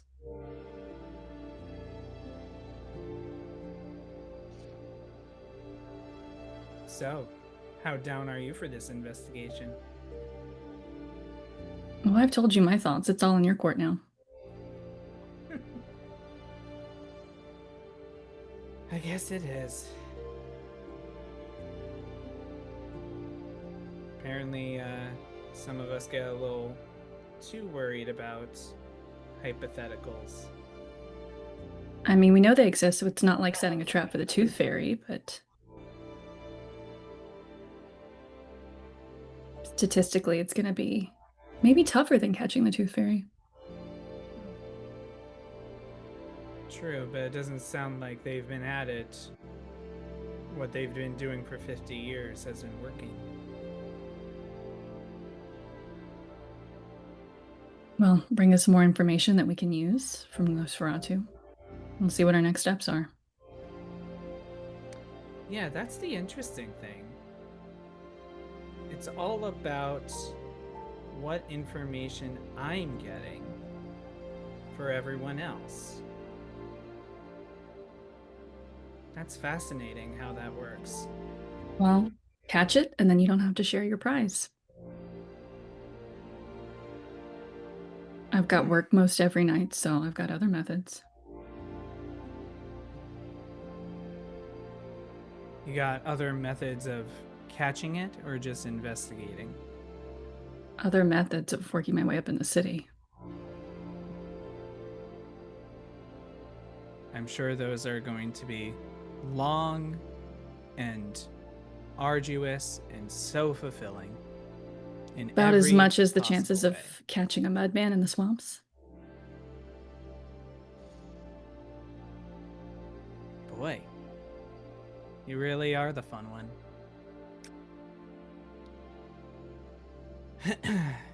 Look, I've been called bitch both by kindred and kind, so nothing you can say would hurt me.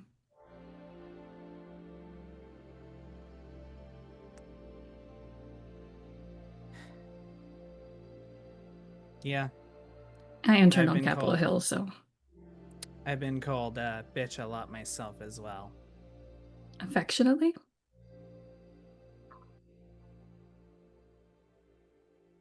Maybe one time affectionately.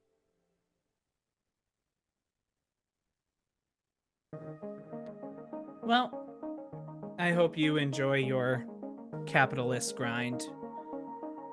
This is where I'm getting off.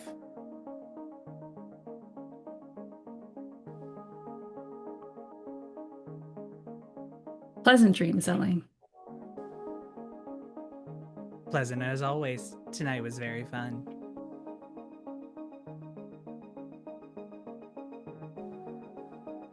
And I'm And I'm assuming you not going to drive make away. it sure that Ellie makes it in the front door safely. I am.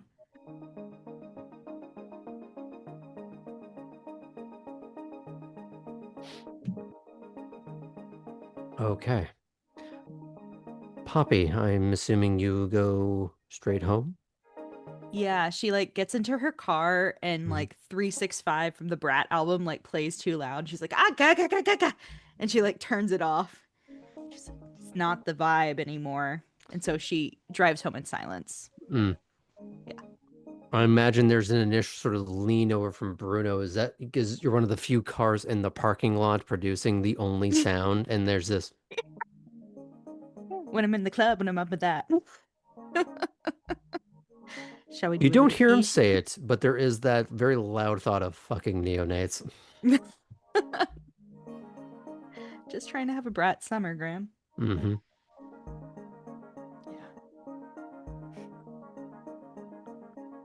Do you try and have a conversation with anyone that you are like, when you get home? Are you trying to look for Nico, Clarice, or trying to send a text or anything to Heidi, Lump in the app?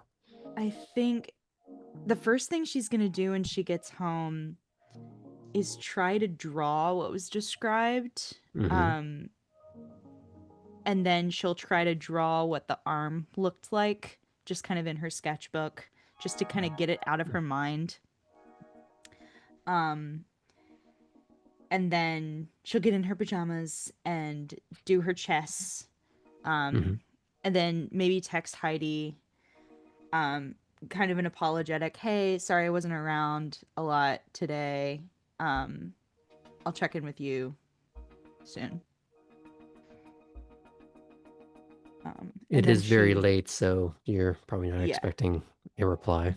Yeah. And I think after she and Lump finish their, or I guess it's a continuous kind of game. Mhm. But after she gets a little tired, she'll like start to go to sleep and then remember that she has that blue hibiscus flower that Olivia gave her. Mhm. And so she'll like shoot up from bed and run over to her purse and dig where the flower is, which might be a little crumpled. Mhm. And she will sniff it. What does it smell like? Kind of the indistinct wildflowery kind of smell. Cool. and she'll put it under her pillow and kind of to herself say, well, I hope it doesn't kill me. And then we'll go to sleep. Okay. Cora, Yes. how do you spend your drive back? Do you go straight home? Do you go for a meandering long drive to clear your head? Do you drop by the cemetery again in the weaning minutes that you have left before the sun comes up? It's, Cora's a risk taker, but she's not going to risk racing the ball of fire in the sky. It is a deadly laser. So I'm going to go ahead and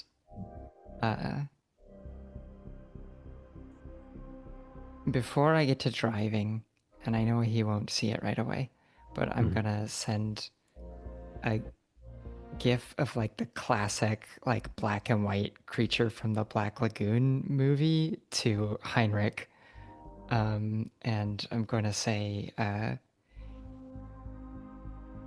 front row seats to the creature feature tonight. Exclamation point. That's it. And then I'll get driving. And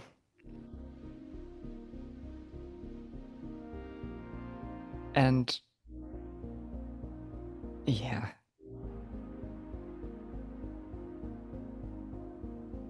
We are going to try to clear my head a little as we go.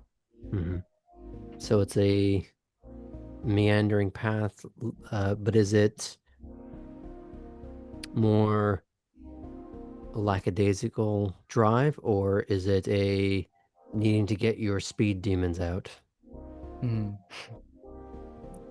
It ends up being the latter for Cora. Okay. Now, I have to ask, how out on the leery edge are you trying to get with this?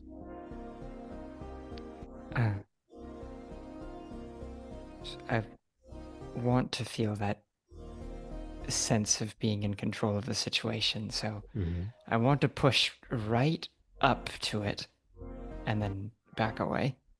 Okay. I don't want to linger there because that's going to take too long. So we're just gonna touch it and then back off. Okay. I'm gonna have you roll for me. Because this is no longer just a trivial A to B. This is an intentional pushing the machine to some form of limits on the open road. Sure. We're just going to treat this as a 6. Okay.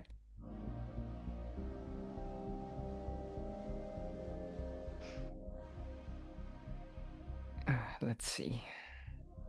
So you get your dexterity, dex. my drive, and my celerity. There you go. There we go.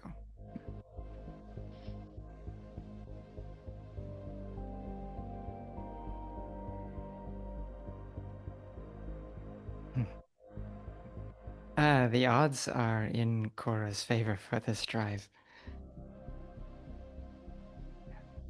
You said that before you finished rolling all your dice. Interesting, bold strategy.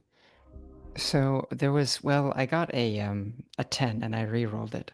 But the re-roll showed up as a 1, so then does that count as a 1 No. that cancels a... Okay. We won't do that. That makes things a little too complicated.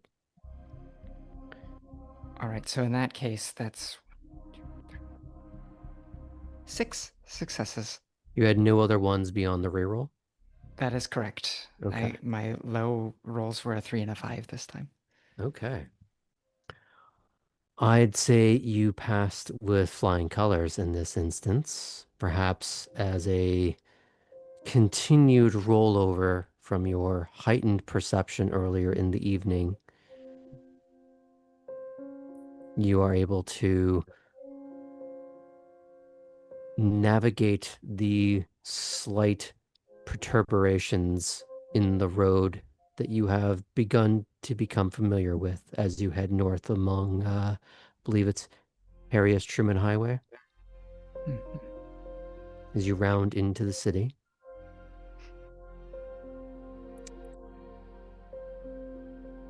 Being able to weave through a few cars, despite the fact that it is quite sparse out at the moment. That that noise when you pass the other car, that brief, Mm-hmm. that feels good.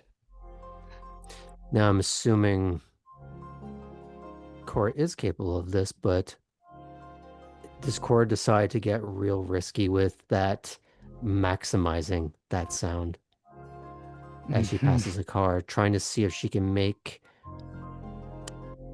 well, errant paint flecks that don't belong to her car? She's gonna get just close enough Mhm. that, like, make the mirrors kiss almost. Mm. I'd say with the rolls you've already done, that is exactly what you do. And you know enough when to just almost make them tap, but it happens so quick that the person doesn't even realize that it's happened before you're already gone. And that sudden jerk judder of the wheel happens after they're already in your rear view rather than when you're right beside them, which would have happened if you had botched.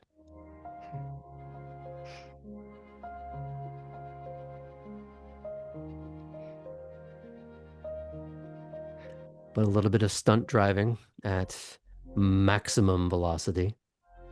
Eventually, you do have to calm it down to get into your part of town. Sure, I don't speed through neighborhoods. Okay. And you have to ease this into a far too small garage behind the house that's almost an afterthought of a structure.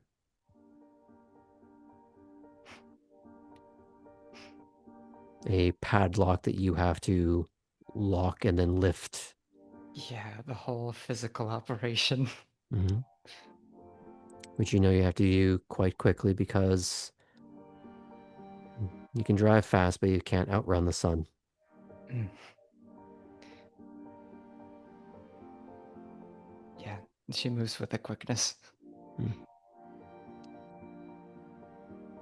And then, uncharacteristically for her, clothes don't get put away nicely, hung back up or anything. They're just in a pile. Mm-hmm. Yeah. We'll see what you can do over the coming nights to correct some of that, if you indeed even want to. Hmm. But I'm assuming you eventually crawl into bed? Yes. Yeah, I don't imagine I've got time really for a shower. I'll do that in the morning. Or rather, the start of the night. Yes. It's about to be morning. Can I fade out from you? Absolutely.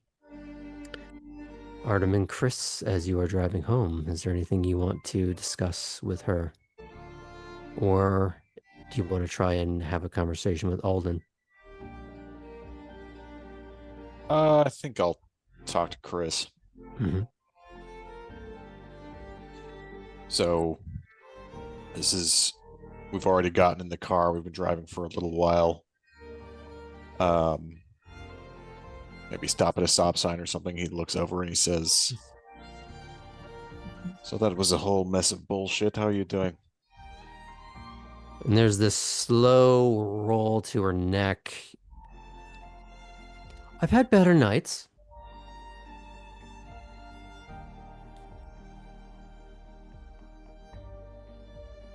It was fun to get her out, though, for a while before it all went to shit.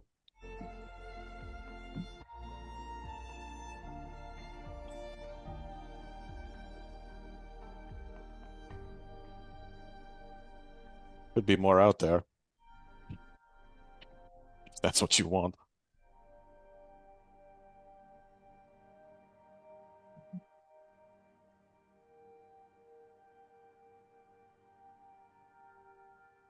It was nice to sink my claws into something finally. But that thing was fucked up. Yeah.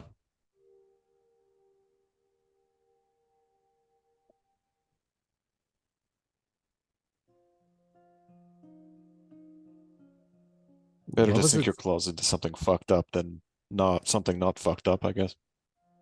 I mean, it'll be fucked up afterwards. Yeah. Okay, this is a weird question.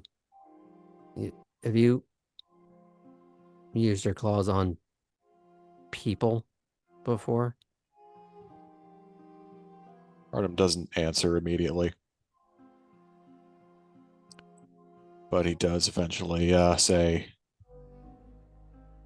yeah.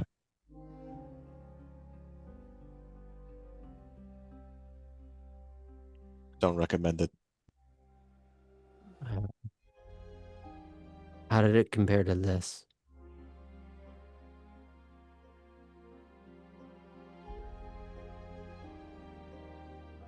Surprisingly similar.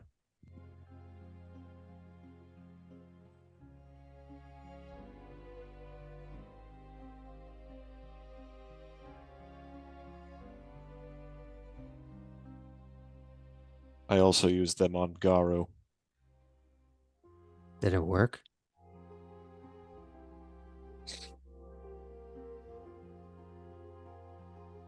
Kind of.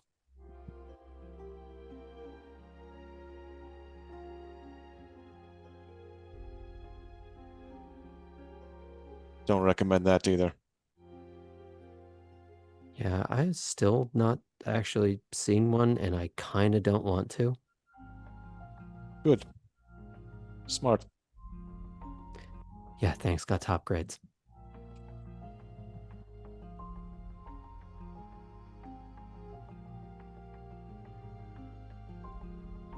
What did you and Alden talk about?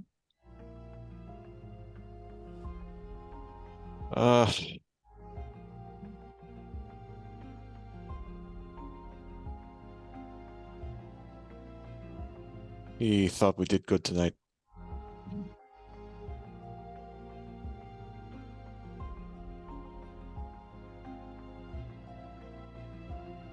We are you.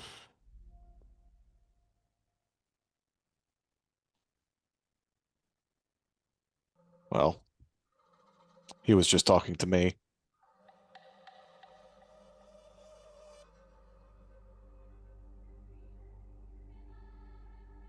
You did, though. I think He you was and shouting Cora. at me. Yeah, that was.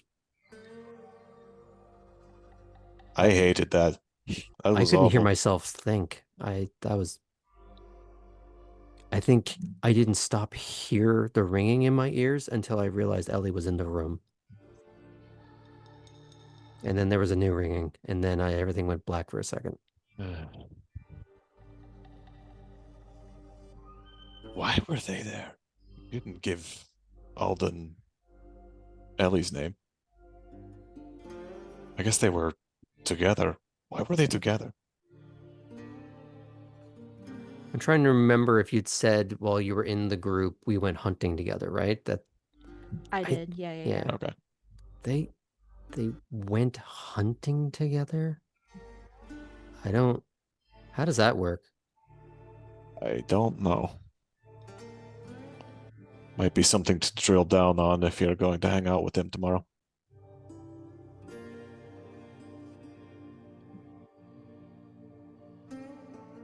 Maybe, but I just want to put some of this shit aside for a night. Yeah. It's been a lot.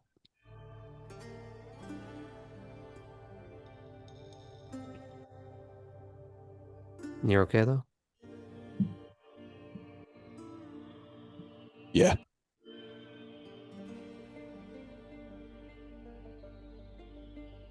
Not the most dangerous thing I've found in the woods.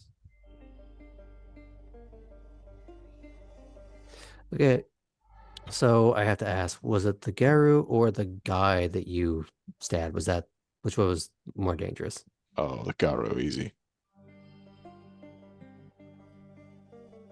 Had to ask.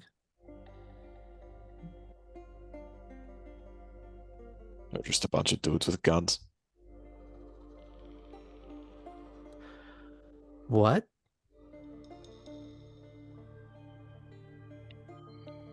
Agaru is a lot more dangerous than dudes with guns. Yeah, it's dudes with guns.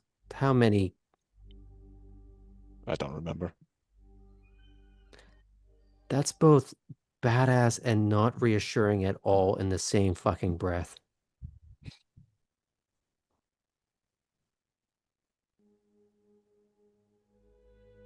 Wait. Were you... This was back in the woods or before that? It was in the woods.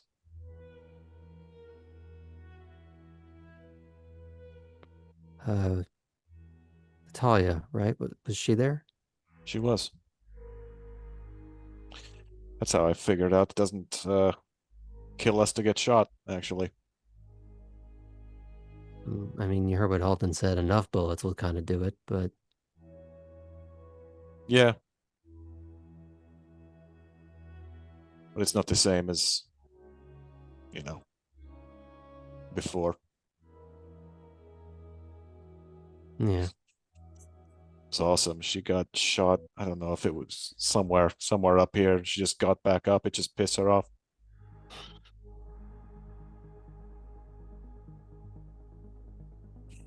I think you'd like her. They'd either really like each other or fucking hate each other. Still. That fills you with no confidence.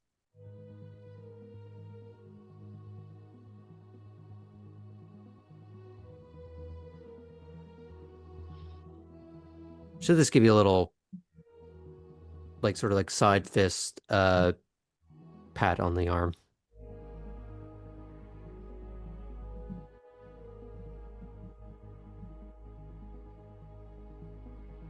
You should maybe talk to that Misha guy.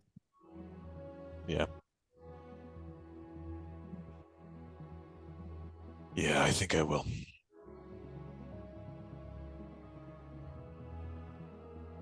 I wasn't thinking we'd pursue this any further, but I don't know. I'm not really interested in advancement or whatever reward, but if it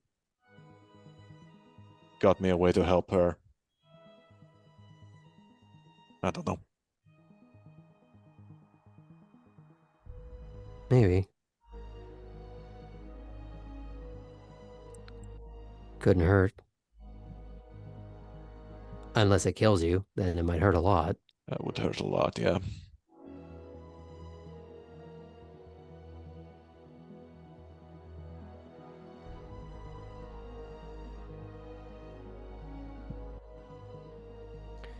I think it's a good time to fade out on the uncertainty of that. And indeed, I think it's a good time to fade out on this particular evening. We will be, however, starting a new evening after the break in a few minutes. Please stick with us. See you soon.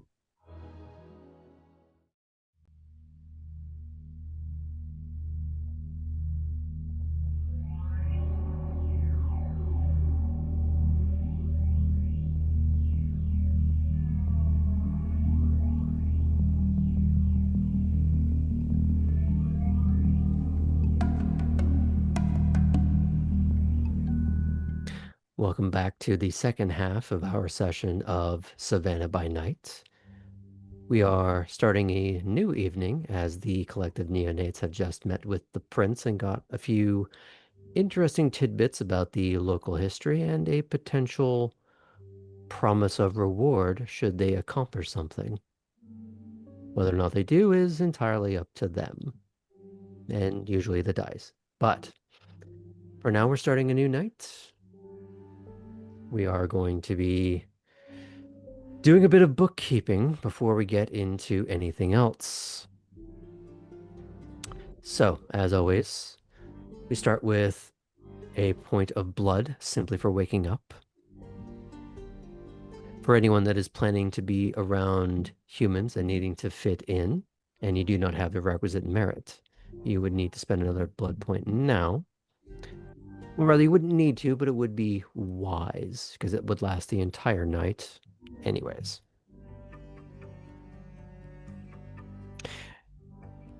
If you need to regain willpower, you regain 1 automatically.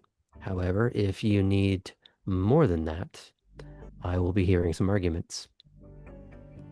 So who is in deficit? Ellie.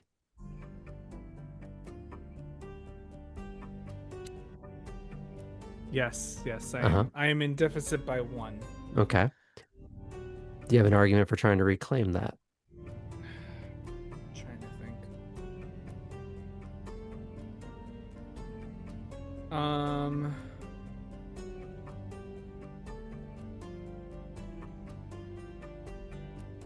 I'm making sure I remember what exactly happened throughout the night. You went to included- Lashes. Oh my god, I went to that was all the same night. Yeah. Holy heck. It's a busy life being a vampire. Okay, Get your shit yeah. together. Yeah, really.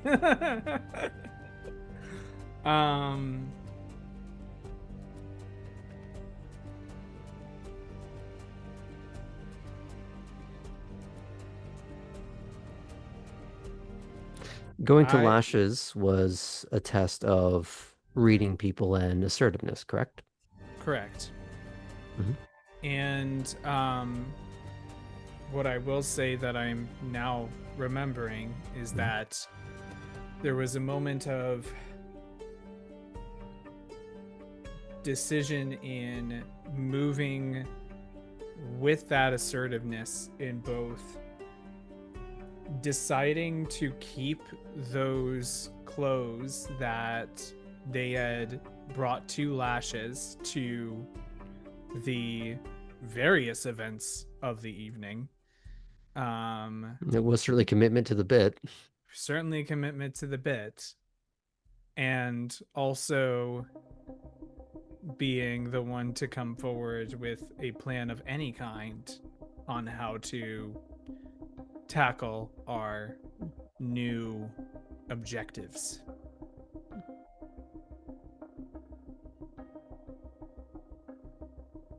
I'd say standing forward and like, hey, I got an idea. Maybe being a little smug about it, but saying, hey, I got this plan. Seemed like you were learning something from the interaction with Lash and how you were being pushed and prodded by Petra to just, okay, you've burned down one building. What about the next? Mm-hmm. But yeah, I'll give you back 1. Who else needs to get more willpower back? No? Is everyone at full? No, Graham, I'm the only irresponsible one, so we're Well, fine. that we knew. I know Ellie's backstory.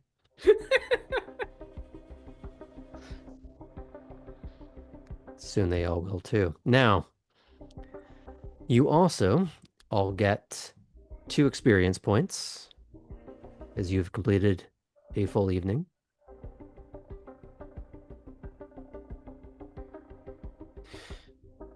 Let you mark that down.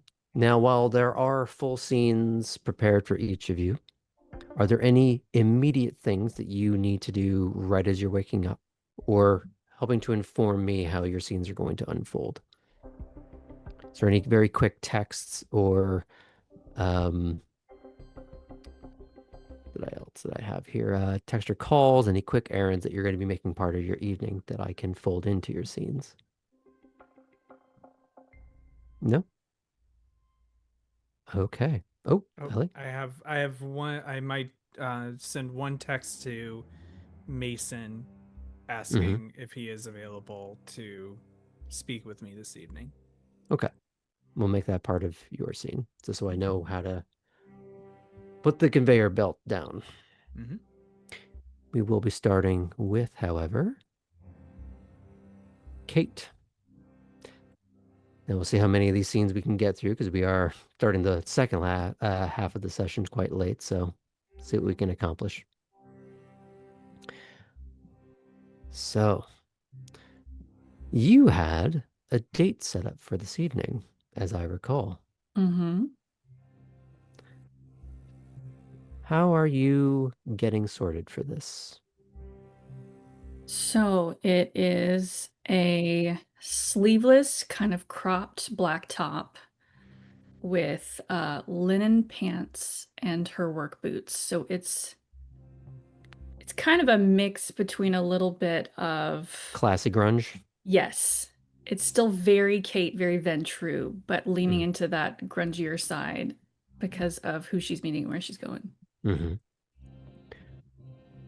Now, how are you planning to get there? Are you having him pick you up? Are you going to pick him up, arriving separately? Are you walking? Are you taking a ride share?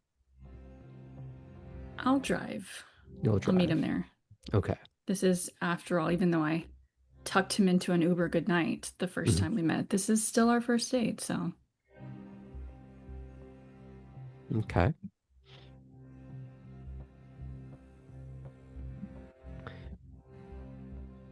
So, you've set this up at a place called Starlin Yard, which is an homage to Savannah's seaport heritage as the venue of food trucks, bars, restaurants, and small music stage are all housed within the confines of upcycled shipping containers. There's a bit of live music playing. No one you would recognize. A little bit of southern rock and blues. More of an aesthetic rather than a particular song. You're walking around. You get a text from Barry saying, I'm here. Where are you? I'll tell him the name of the food truck that I'm by. Okay. Eventually, you do see the well-groomed scruff of his beard and slightly spiky black hair. He just waves over to you, and you can see the full um, detailed sleeve of his tattooed arm. And he starts heading your way. Wasn't it like lyrics that morphed into like a pattern? Glad someone remembered, because I couldn't off the top of my head. Hey, Hey, look good. you do too. And you see he is wearing a very simple but well-cut black t-shirt. Not just some random thing he picked up off the floor. It's perfectly ironed and appropriate to his shape and build. And darker but still blue jeans. Again, clean, appropriate for the venue. And just, yeah, so have you been here long or Just got here. what's getting your attention? Well, definitely a drink to start. I know just the one. All right, over this way. And there are some spots of this that are more like microbreweries rather than proper bars, and he does take you to one of those to would you be more going for a pitcher or just a what's there's a term for these, the red plastic cups, A Dixie cup Dixie cup, sure, or a red Solo cup? The solo cup. solo cup. They're two brands of the same thing. In any case, I think we're gonna go with the very classy solo cup. He will buy the beer and then just sort of lead you around. Well, maybe not lead, it's the wrong word as much as just sort of try and urge you into a meandering walk side by side. Mm-hmm. So, how's work? Oh, that bad. Do you want to hear me dump it all out? Well, Or is I that more mean, like second date kind of thing? well, I mean, I asked rather than just giving a, so how's your day? Good to see you. Here, have more beer. So, to sum it up as best as I can, moved here, needed to move here, needed to get out of DC as much as I love DC. And now I'm temping. I'm really good at what I do. What I do is politics, but I couldn't do that anymore. I'm trying to figure out what the fuck I'm gonna do here. Okay, I got to be like maybe the very unintelligent question, but why can't you do politics here? Because that's why I left. So did something happen or It gets messy. And I don't know if you've heard the whole stereotype of like soulless politicians trying to cling to what's left of mine. fair enough. Because I was even worse. I wasn't quite a politician, not quite a lobbyist, which doesn't just like steal your soul, it replaces it with like a black hole that eats other souls. Okay. Yeah, no, I that don't makes sense. think you expected all of that when you asked how work was. I mean, don't ask questions you don't want to hear answers to. I'm more surprised that, in the way I always understood it, people, in some cases, actually are cutthroat in a literal sense to get to do politics in DC, and you left. I mean, I was cutthroat. I still am And working he on a different playfully way. takes a step back, like, okay, all right. Cutting's not what I do to your throat. I have anatomical concerns and curiosities. What, are you against a little nibble?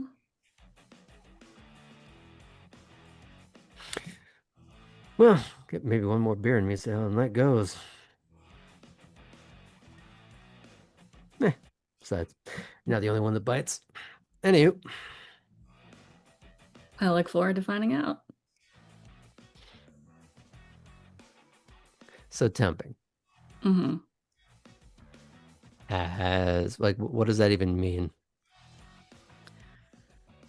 I have been filling in at grunt work all over the city. And I've got a new gig tonight, and I'm hoping maybe this is it, but who knows? Can you say where or what?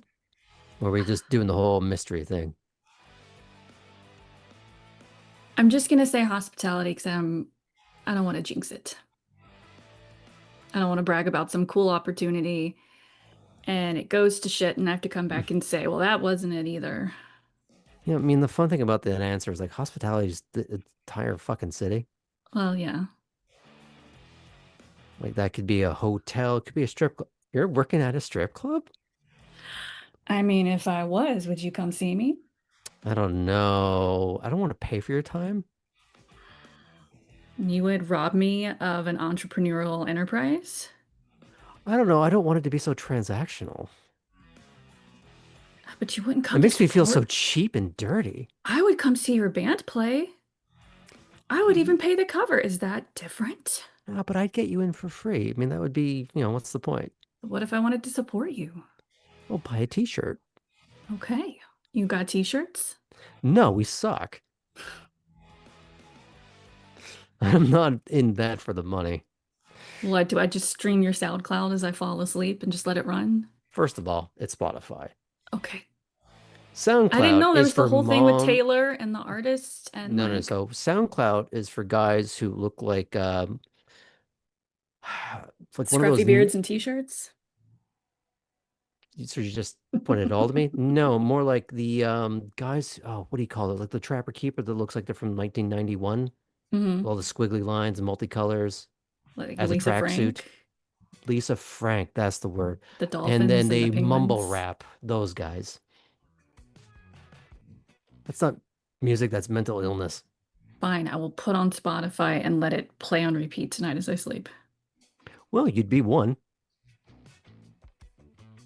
I can show up as your #1 fan and you're wrapped this year. Gentlemen, we have a stalker. Well, it comes down to me and your moms, so I mean, it's stiff competition. Hey, you want to fight mom? You go for it. I'm just going to back up and take bets. No, I was raised by Southern women. I know how scrappy they get. Have you been to a mahjong tournament? They'll cut your throat. Yeah. That's why a lot of people I know can't do macrame anymore. I think you just killed Elena. Got her. Not 2 macrame mentions in the same episode. I knew what I was doing.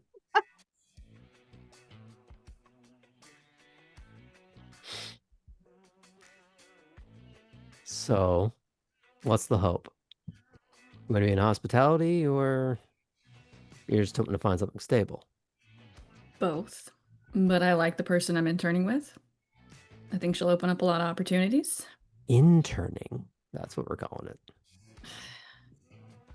A foot in the door. It's a new industry. Have you tried the job market lately? Yeah, it sucks. Yeah. I don't think I ever asked the other night. So this whole band thing. Oh, that's Yes. a laugh. I do it for So fun. it's not your full-time gig. No, man, I'm in my 30s. Like the delusion's long since passed. I teach music, but Oh, that- like at a school as like an afternoon gig? a bit of both. Depends on the semester. Is this where I get to make a hot for teacher joke? Why are you half for teacher? Mm. Oh, let me have another beer and we'll see where the night goes. And he hands you his for a second.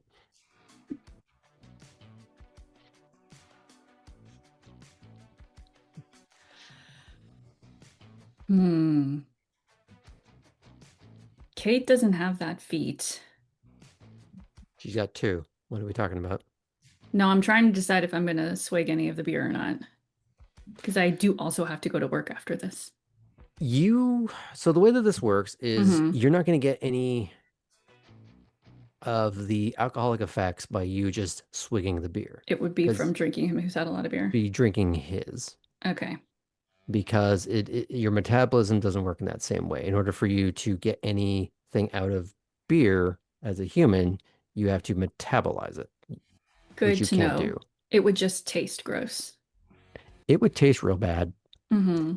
And considering how some beers are from a microbrewery, it probably already tastes bad as it is. Yeah. Could I do a little bit of mind fuckery and make him think I downed the rest of his beer? It would be a little awkward if you're having him hold the beer still afterwards. Good point.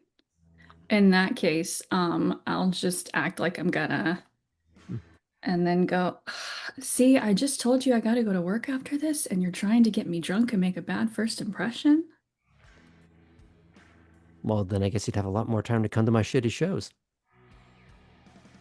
Yeah, but then I'm sleeping on your couch, I'm eating your food, I'm that weird stalker, and you can never get rid of me because I can't afford my rent anymore. Oh, shades of when I was 25. Okay, great. Oh, we all have that time in our 20s, didn't we? Yeah, and one guy in the band has that time in his 20s, his 30s, and I think he's cusping on his 50s. It's getting a little weird. Yeah, see, I was just in a shitty shoebox apartment with like 6 other interns, all taking turn buying the ramen based on who got paid that week. Blowing all of our money on Nordstrom discount clearance because we had to dress professional. You're really selling the whole DC Insider image to me. On that, Real hard. and you get to sign your soul over to Satan. Okay, I haven't written that song yet, but now I guess I have to. Look, some guys meet him on the crossroads and play the blues. Some of us get an office on the hill. Well, I guess I have to write something called the DC Insider went to Georgia. in C minor. Well, when you play it, I'll be there for the premiere. I deserve full credit, though. Oh, wouldn't that be fun? Just you in the crowd, the only person there. Hey, you inspired this. Sorry. Wow, you really are selling this whole I'm in a band thing. Great. Well, here's the thing. If you look at it like it's down here, you can be very pleasantly surprised when there's 4 whole people that show up. Oh, 4 people. What if I And can't make it to the front of the stage? What if I gotta fight them for it? I don't know. I think mom's bouncing that day, so you'll be fine. Well, then I definitely can't get in because I'm just a hussy coming to see your son. Hey. I prefer Trollop. Okay.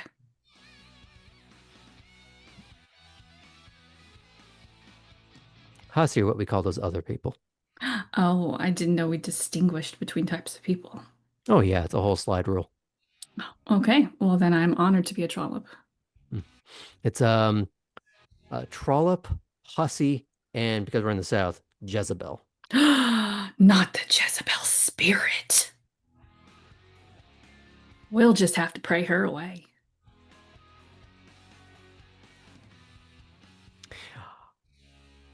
I'm uncomfortable now, and I don't know what to do, so I'm just gonna drink the rest You of my having beer. flashbacks to old church ladies with a little blue hair? Yeah, why do you think I got into music? So I can get away from that because it was too loud.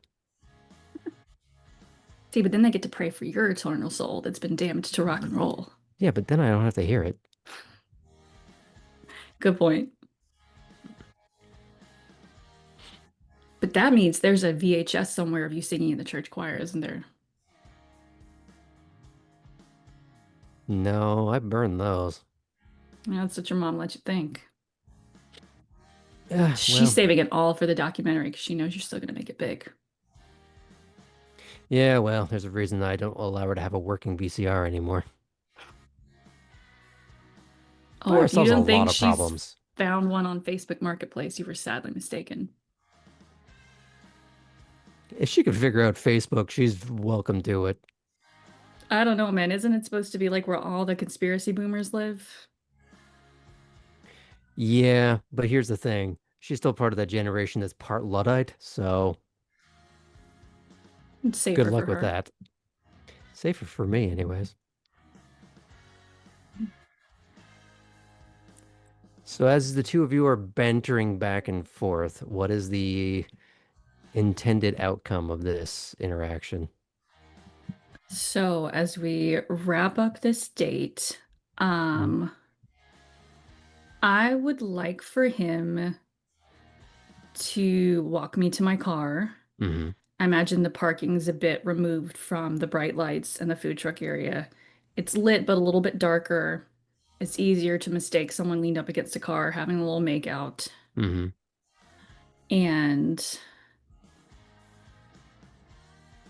he's had a beer or two, and I want him to be able to drive home. Mm-hmm. I'll just take a point of blood. Okay. Just want a little. As I said, is he opposed to a little nibble on the neck? I'd say there'd be a little bit of a mutual nibbling going on. Mm-hmm. So as he walks me back to my car, some of that, I would like to take a point of blood. You can do that.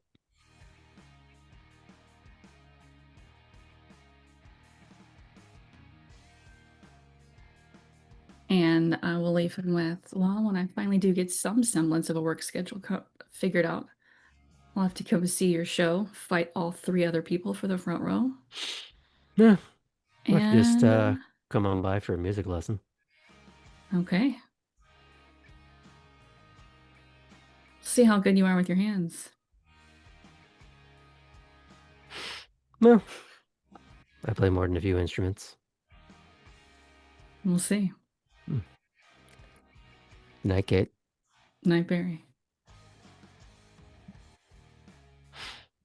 And as you part ways, Do any of the dissipates. other players need a cold shower? I think you might, but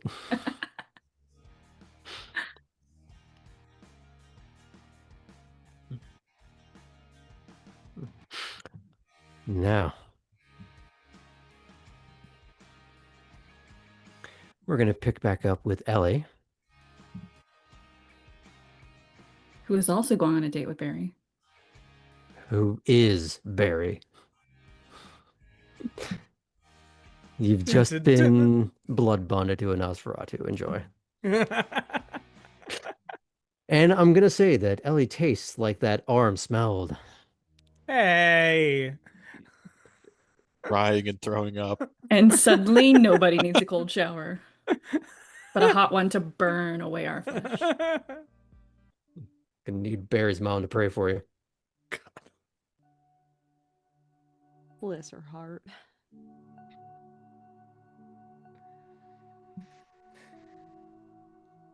So, Hello. you're waking up in your bespoke alcove in the Warrens. What's your first move? I have a couple of first moves. My Mhm. first one is to text Mason and see if he's available for a chat either now or later this evening. You don't get an immediate response. While you're waiting for that, who else are you checking in on, or is there any particular task that you're looking to do? Well, I guess while I wait for that response, Mhm. I will work on another side project that Okay. I've had.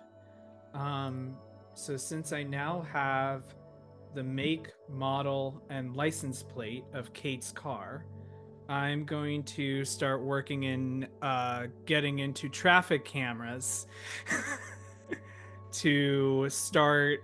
I want to start like getting into traffic networks to be getting into cameras and such to start tracing where that car has been going and what neighborhoods it frequents. Okay. Before I get into that, I do want to do a little bit of a check-in with the player of Kate Yes. to see how we're feeling about the potential, not the promise of PvP here, but just the potential. We're good? Or not?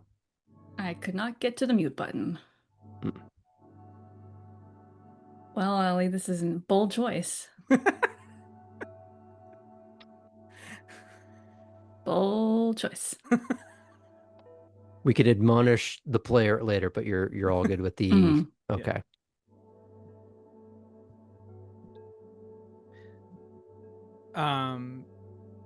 So there are some complications with that entire Obviously. endeavor. Yes. This is more of a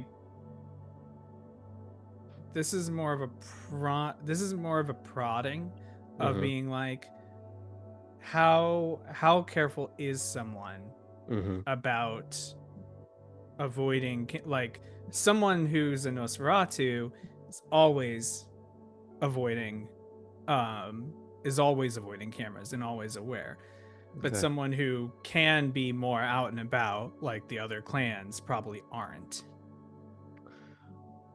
You're going to make an intelligence technology roll. Okay.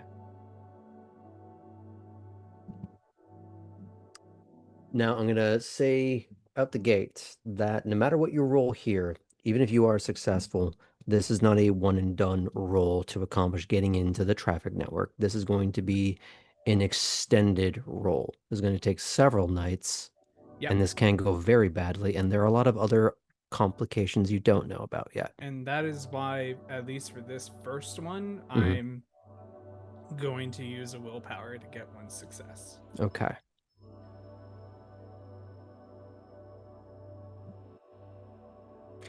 I'm going to give you an out tier. Okay. This is not the place to use your willpower. Okay. I didn't anticipate you're right. I didn't anticipate I would need it for other times before, and that went terribly last time. What am I aiming for? Just a 6. This is more the fact-finding aspect of this.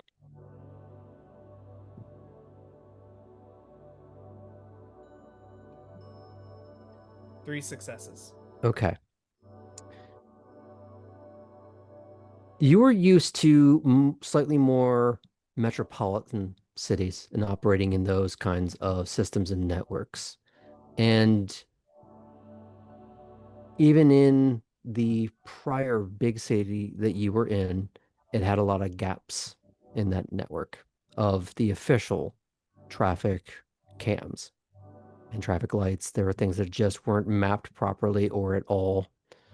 Large blank spots on the map, or simply cost-cutting measures to put one camera in one part of town and no other follow-ups along that path. This is a much smaller town.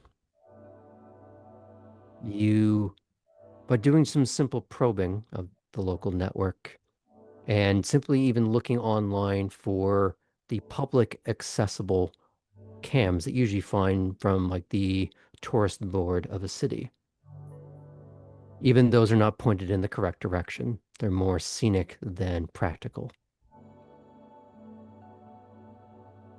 From doing things like Google Street View and other kinds of system pings,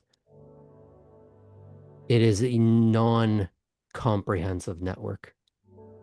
There are so many gaps that trying to get any one vehicle without really getting deep into the network and really already kind of knowing enough about them, it would be like trying to find a needle in a stack of needles. Mm-hmm. Where you don't even know where the stack of needles is at times. Right. So it is very difficult. And you would have to assume that you're not the only one that's been poking around in these kinds of networks. Yeah, I imagine I'm not the first one, Nosferatu or otherwise, who's Mhm. been doing this type of thing. Mm-hmm. So, basically there are no traffic cams on the Isle of Hope, of which Wormslow resides on the southern half, the entirety of the southern half. There are very few cameras as you start to get outwards. In fact, the more you get towards like Skidaway or Tybee, there's maybe one on the whole island. You get more as you go into the city, but they're sparse, hard to find, and rarely pointed at a direction that matters. There's not even enough speed cameras, of which are not like rolling constantly. Yeah. They are getting snapshots trying to catch people going through red lights or just trying to cut through certain places. They're not Right. always active, they're triggered. Right, exactly. It's a type of thing that if you're doing everything right, it's not going to be useful. Yeah. So it's not that you can't start trying to get into those types of networks, try and find something, but it's not comprehensive enough to map out anyone's real trajectory through a city. Great. So that gave Ellie a little bit of a test on like if that's a way to like keep an eye on anyone that's not going to be as reliable. I would either need a system I create or need to just be more observant about how things are going in general, because I think in two ways. The one, this is one thing, but another, it is Ellie like knowing that if they need to track anyone down, this may not be the most reliable option in that way without doing more of a thing. The other thing to consider, and this is the most tedious work anyone could ever do in this particular line of work, and it is private businesses have sometimes their own cams. There's ring cams along certain streets on someone's house. So there are a lot of cameras out in the wild that people install themselves. Yes. It is And that's the a lot of weird different thing networks. of people who fear living in a police state are kind of installing their own miniature add-on DLC for the police state. Yeah. However, cracking into one does not Does not get you into all of give- them. You would yeah. have to be doing entire neighborhoods and businesses and streets in order to map that out. The type of thing that could take months if you start in the wrong place. Yeah. So that is a lot of work, not impossible, and you are not beholden to the wariness of time, but Right. it is a thing you can do if you really wanted to just knuckle down. Yeah. And I think this was not from the looks of this, it's like if it really becomes something Mhm. Ellie wants to dive into, they can later. But Mhm. the pull of the mystery from last night has really I think a little bit of it is also that keeps on like coming back up in their head as they're like continuing with their like previous work. So if they don't get a text back from Mason immediately, Mhm. they will actually head out into the Warrens and actually go see the one eyeless friend who they would normally not want to try and encounter. Oh, I'm going to do something mean. Oh no. Meaner. You're mid-step down that myriad of passageways that get ever darker, more labyrinthian, less cultured in its presentation. Architecture gives way to rock, carved and stacked brick and stone turn to rocky tunnel. And as you were getting to that threshold of where the civilized Warrens end and the wild Warrens begin, you get a text from Mason Mm-hmm. in my office.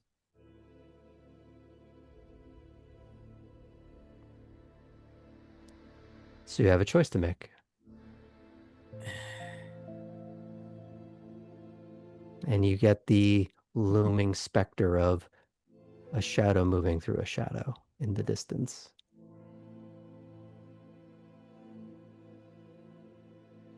Okay. I will text Mason back. Be right there. And like lay out a heavy sigh. Do I feel like I'm being watched right now? You're in the Warrens, you're always being watched. True. So I'll like It's when you're not being watched that you should be concerned. yeah. So Ellie will like grunt in a little frustration and then head back towards Nason's office. Okay.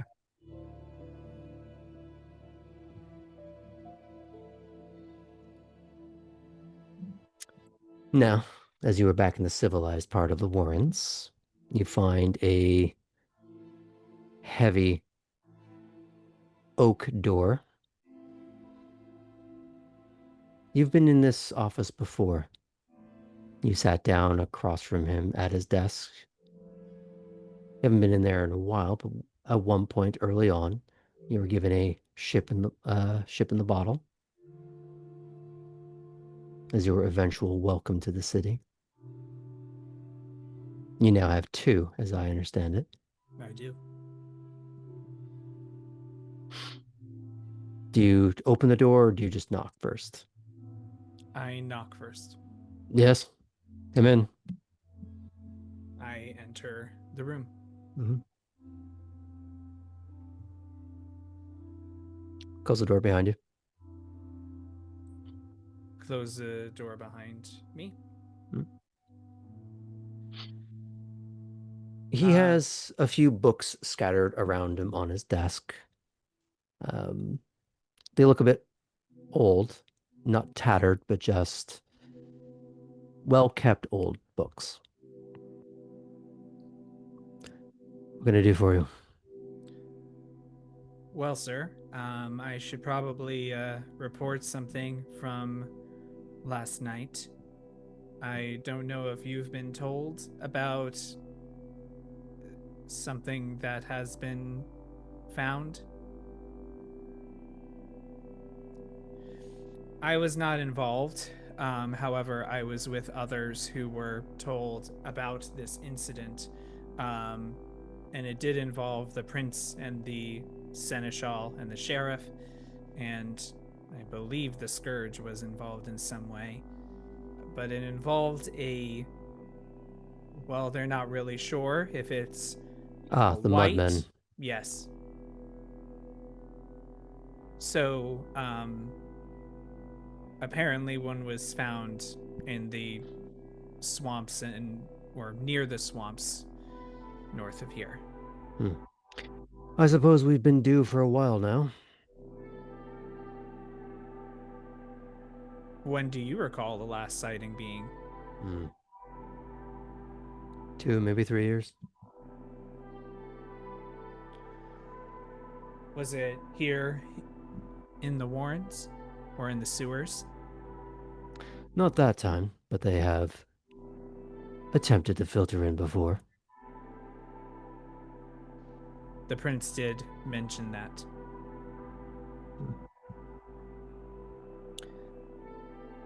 Does it feel like those times they have attempted to enter, it was from a specific area? There are drainage pipes that lead out to the waterways. Hard to say exactly which one that they would have used, but that would be my suspected angle. And besides just encountering them face to face, has anyone ever taken a part of them or All the time. but no one's ever captured one alive?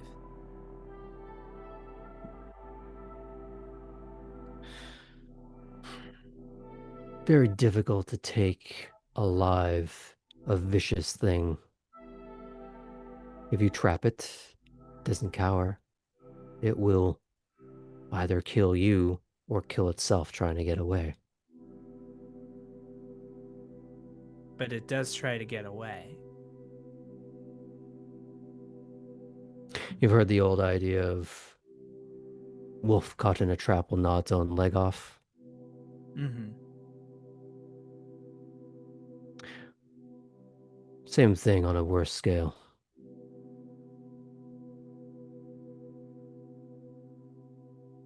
We trapped one years ago. Caged it.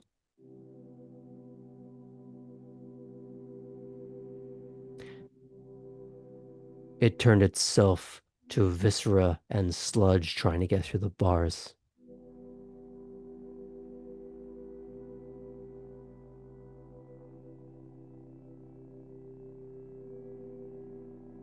As if it was trying to force itself through the gap.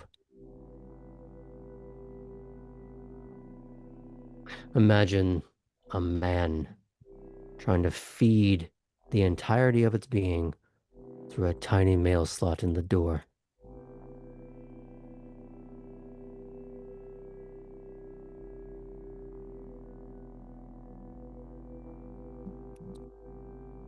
Interesting.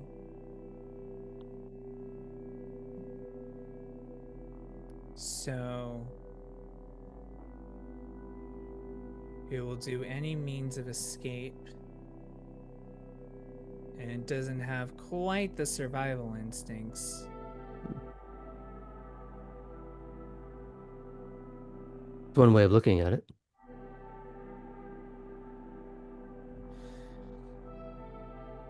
And the prince mentioned it has been about 50 years they have been coming in. Do you know if it's been happening for longer? I'd say on this, the prince has the right of it. Forgive my forwardness. Is there anything of this matter that you think the prince doesn't have the right of? I think we're all scrambling at theories, so no one has the right of anything in terms of what or how or where. We're all just guessing. Some things make more sense than others, and then another shows up, changes how we view it.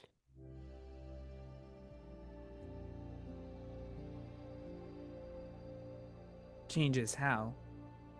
Well, I'm sure the theory has been passed around of acting like a white, other such creatures, or even a flesh-crafted creation. The Sinitsi were mentioned. Yes. Well, that is the problem.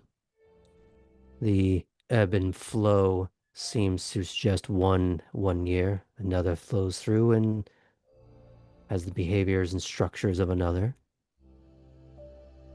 If anything, that seems to be the design.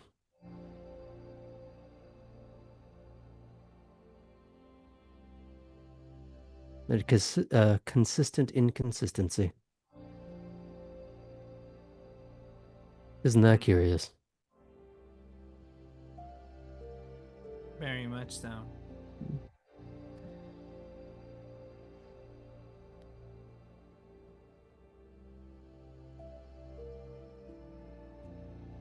What is your theory?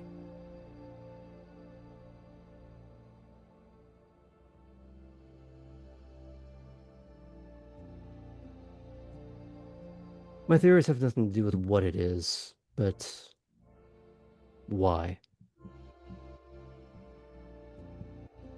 It's all very good and well to have that answered at some point. I like to write down specifics when I can. But I want to know why it's happening. Is there a force behind it causing it?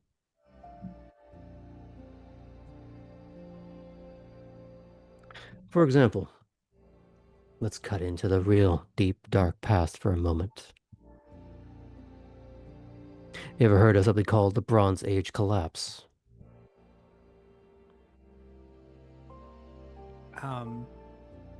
The idea that multiple civilizations that were at that height of their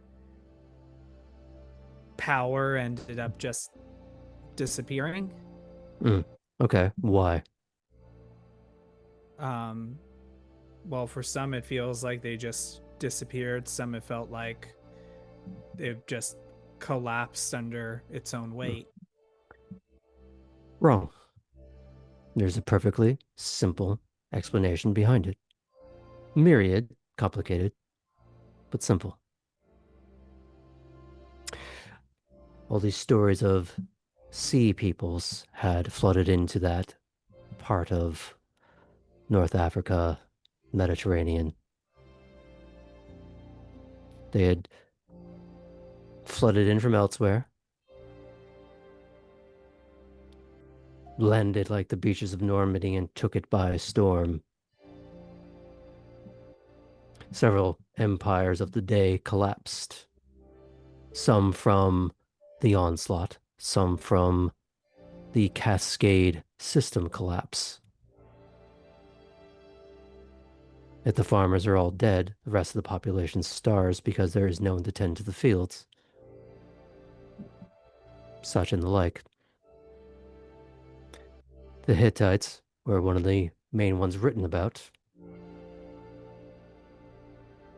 Most of the writings from them are, please come save us. And then nothing. Now there's many conjectures on who these people were and why they came to this part of the world. Where did they come from initially? There's archaeological evidence to suggest that there was enough volcanic activity in the northern part of Europe that caused their own system collapse. Sent a population migrating, desperately needing to settle somewhere else.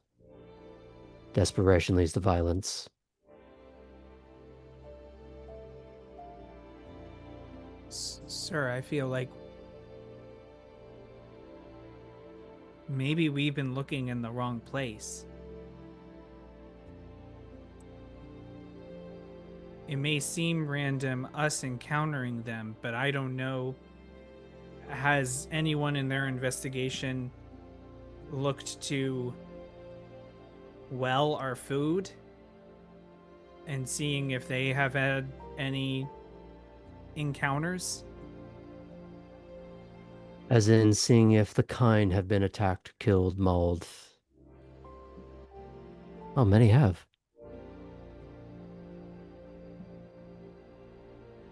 Well, I think it might be time to go into some conspiracy blogs.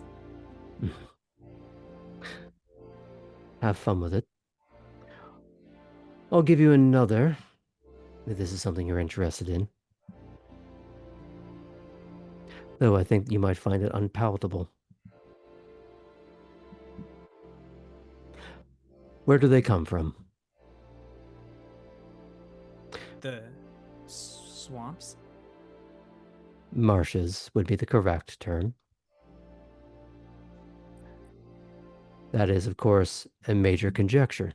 It would make sense. It fits the aesthetic, does it not? Correct. And yet, for all the trawling of the marshes over the last 50 years, of which considerable resource has been put into it, nothing of any merit has been found. Well, sir, I do have If you're an about to idea. sound smug, I hope you have a good reason. Well, sir, There we go. I had the reason I asked about trapping them and the fact that they do run away was maybe, for lack of a better term, chipping one. You'd be See where welcome it to goes try. back. Here's the thing. Can you trap it just long enough that it doesn't kill itself in the attempt to escape? Can you get close enough to tag it without you yourself getting turned into the same paste it usually leaves behind when it dies? Good news is,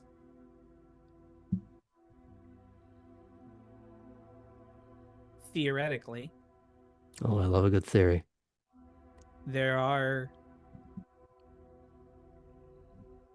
I do have at least two associates who already know how to fight one. Know how or simply got lucky and didn't die? A little of column A and a little Uh-huh. of column B. If this is something that you're going to treat as a serious endeavor, you're going to put behind you abductive reasoning or it will get you killed.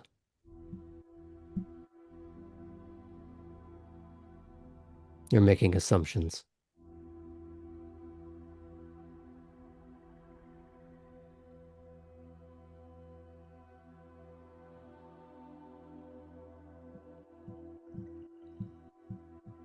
Yes, sir.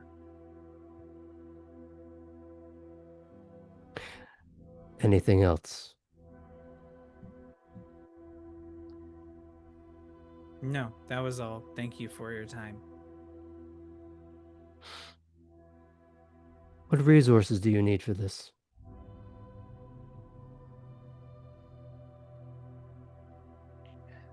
I would need to compile a trap of some kind. I would need probably access to a veterinarian's office in order to get chip technology and something to insert the chip technology into the beast. And I would need to... This goes a little bit more into the investigating. I would need some kind of bait, which I already have an idea of something that might work. But again, I'm not jumping on that because it's just a theory.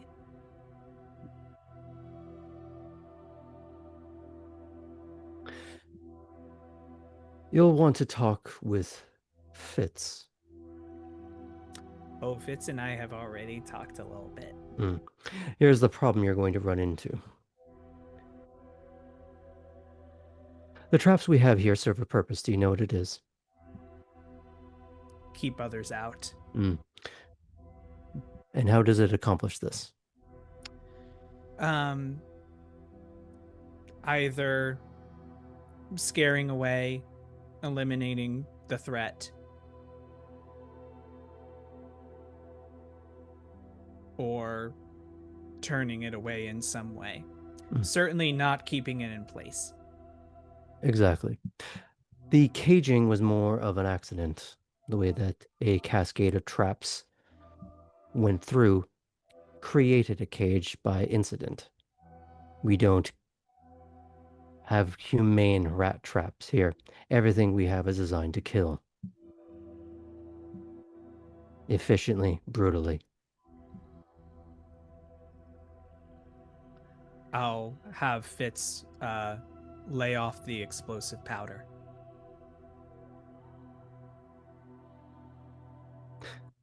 Well, I wish you luck. Try not to die.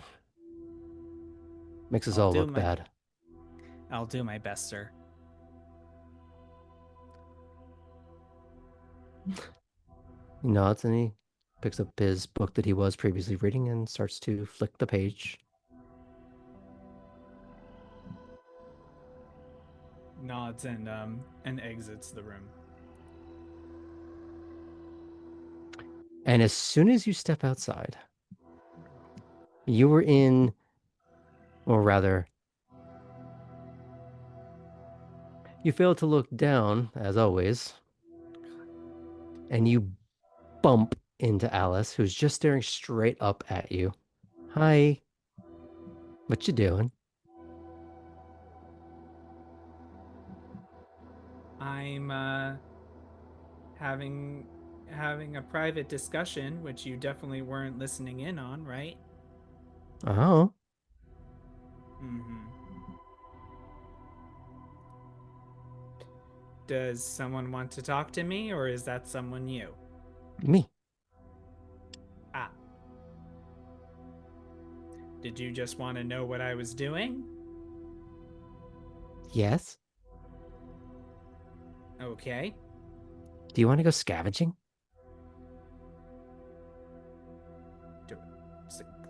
Scavenging where, Alice? I'll show you.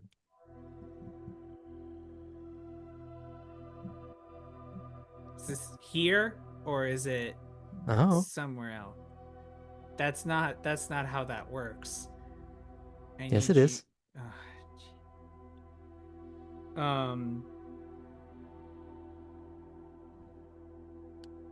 Fine, I have a second. Let's scavenge. What are we scavenging? And she's gonna turn and start briskly skipping away.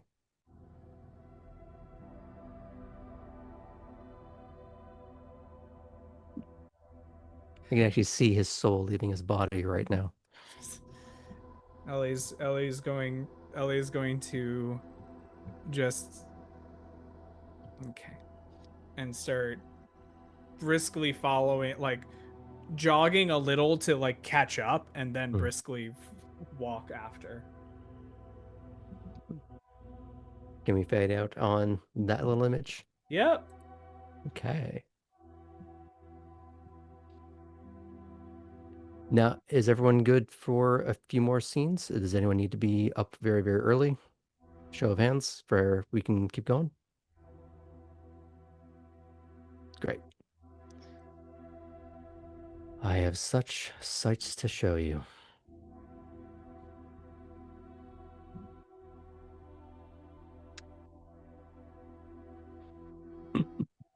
You okay over there, Sam? I'm fine. It's Okay, great. cool. So let me get to a particular note of mine. Poppy, you had gone to bed with your hibiscus, the odd blue, slightly almost shimmer to it hibiscus. You put it under your pillow and you went to bed.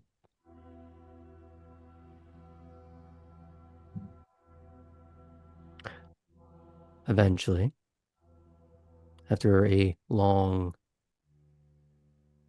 probably needed sleep, you begin to stir in your bed to the rich, buttery smell of pancakes sizzling on a griddle. The faint sound of the melodic monotone of Robert Smith dances up the stairs. You refuse to open your eyes as you bask in the additional sound of your father's humming, just slightly offbeat to the song. Finally, you hear an upright and friendly shout. All right, Poppets, wake up. These pancakes are going to eat themselves.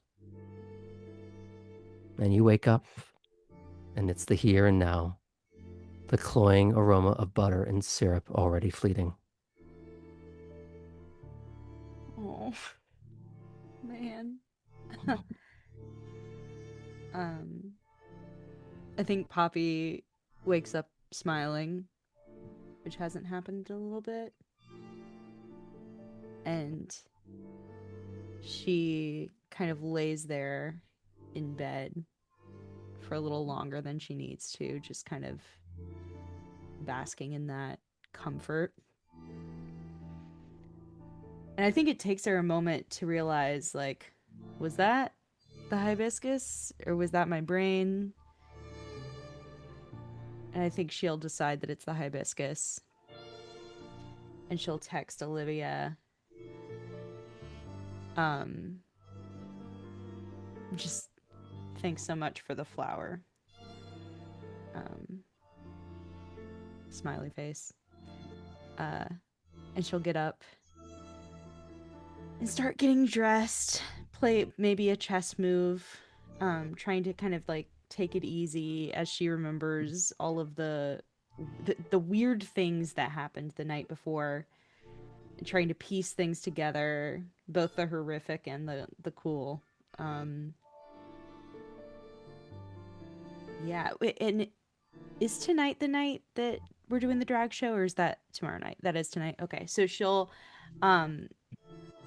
pack like And I an did extra tell you it would be after after. work. Yeah. So You it'd did be have late. other things that you wanted to attempt as Yes. well.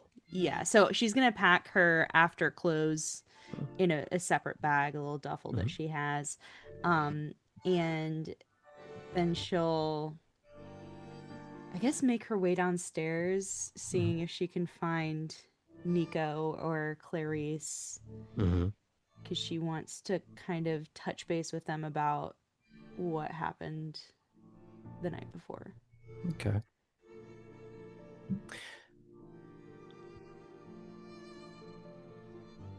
You see Nico, as you pass by his room, actually, a rather large walk-in closet, and he is like holding shirts and various suits in their myriad of stylings and patterns and colors over himself as he's looking in the mirror. No, not quite that. It's like he's trying to pair the right item with each other, and it's just not happening right that minute. But he's having fun with it. He's not frustrated. He's just putting his palette together for the day. Love that. She'll like pop her head in just a little bit, be like, having fun with some color theory this morning. And how to fuck with it? How are you? I'm good. I think I had some sleeping drugs from Olivia. Maybe, or maybe she was just being nice and gave me a pretty flower. Well, why can't it be both? Yeah, maybe both. Maybe both. I finally met her. Super cool. Super cool. Had a really nice time. Really good night up until a point. Have you heard of mud men? A bit, yeah. So some of my friends fully like chopped an arm off from a mud man and lived to tell the tale, and then the prince fully like brought us into this meeting, and I had to be there because God forbid a girl's in a group text. And yeah, it was kind of wild, and now I know too much. I'd rather not know about these things. Uh, and yeah, apparently this is just kind of knowledge that people have. I, anyway, slightly overwhelmed. When did you find out about this? Was this something that they told you? Did they give you a welcome packet or anything? Oh, I saw one years ago. For real? Oh, yeah. Where? Marsh? I believe I was on the East Road leaving Elysium one night, Mm-hmm. and, well, I tried to throw my car. It tried to throw your car. Yeah. You were in it? Yeah, the whole Sky Road ditch thing, more fun than it sounds. Okay. Mm-hmm. Interesting. And it threw threw your car, and then Mm-hmm. it just left you alone? No, it was going to make a lovely, endless clown scarf out of my various entrails, Mm-hmm. but the sheriff at the time killed it dead until it stopped doing all the things. Fascinating. Yeah. Vega or a Oh, previous? this was long before Vega. Oh, okay. This was Garrick. Garrick. Interesting. You don't know who that is, do you? I don't know. I'm new, remember?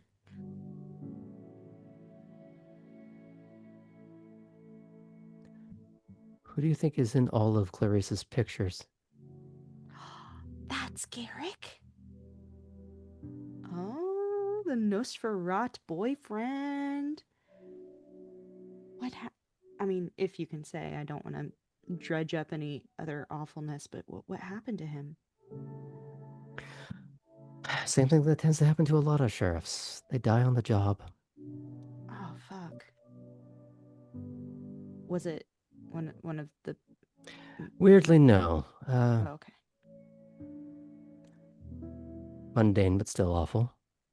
Mm, And by mundane, I mean mundane for us. right. Sabat. Oh, God. How long ago was it? Maybe 5 years, give or take. So recent. Oh, shit. Okay. You have to remember something. For us, when you're with someone for a very long time, a year, a decade is a blink. Yeah. So for her, this was last week. That makes so much more sense. Oh, I've been maybe a little too blasé about that. Not that I've mentioned it at all. Okay. And they were together for years and years and years and years prior. Long before I was even embraced. Which was... Long before now. Oh, okay. Secret as ever. It's the secret anymore. I just like to fuck with you. That's fair. Join the club. Okay. So who's been fucking with you now? Do I have to kill them? No, you don't have to kill them. I hung out with another, well, I neonate, I guess. Their name is Ellie speaking of Nosferatu and Nosferatu. Oh, And they had a very particular way of hunting that they brought myself and Miss Fulton to join in. the Nosferatu took a Ventru and a Toreador hunting. I feel like that is the The beginning of start a to a joke. very weird joke. Yes. Yeah, or an orgy, either way. But Oh, it was fun. not that. It was not an orgy. But it It's was hard to have an fun. orgy with three, but That's true. That's true. But I don't know. Nosferatu can do weird things with their faces. I've learned they can change faces. So, um, but getting a window into a very perverted room. Interesting. yes, certainly. But yeah, we had a little hunting thing, which was interesting. The way Ellie plays hunting is like playing hunting. It's like a game. So it was, I don't know. I got to kind of show off my skills from before, and that was kind of exciting. Hmm. Anyway, what are you up to this evening? Trying to put an outfit together for I wanting to go out. Very nice, very nice. Hot date? 2.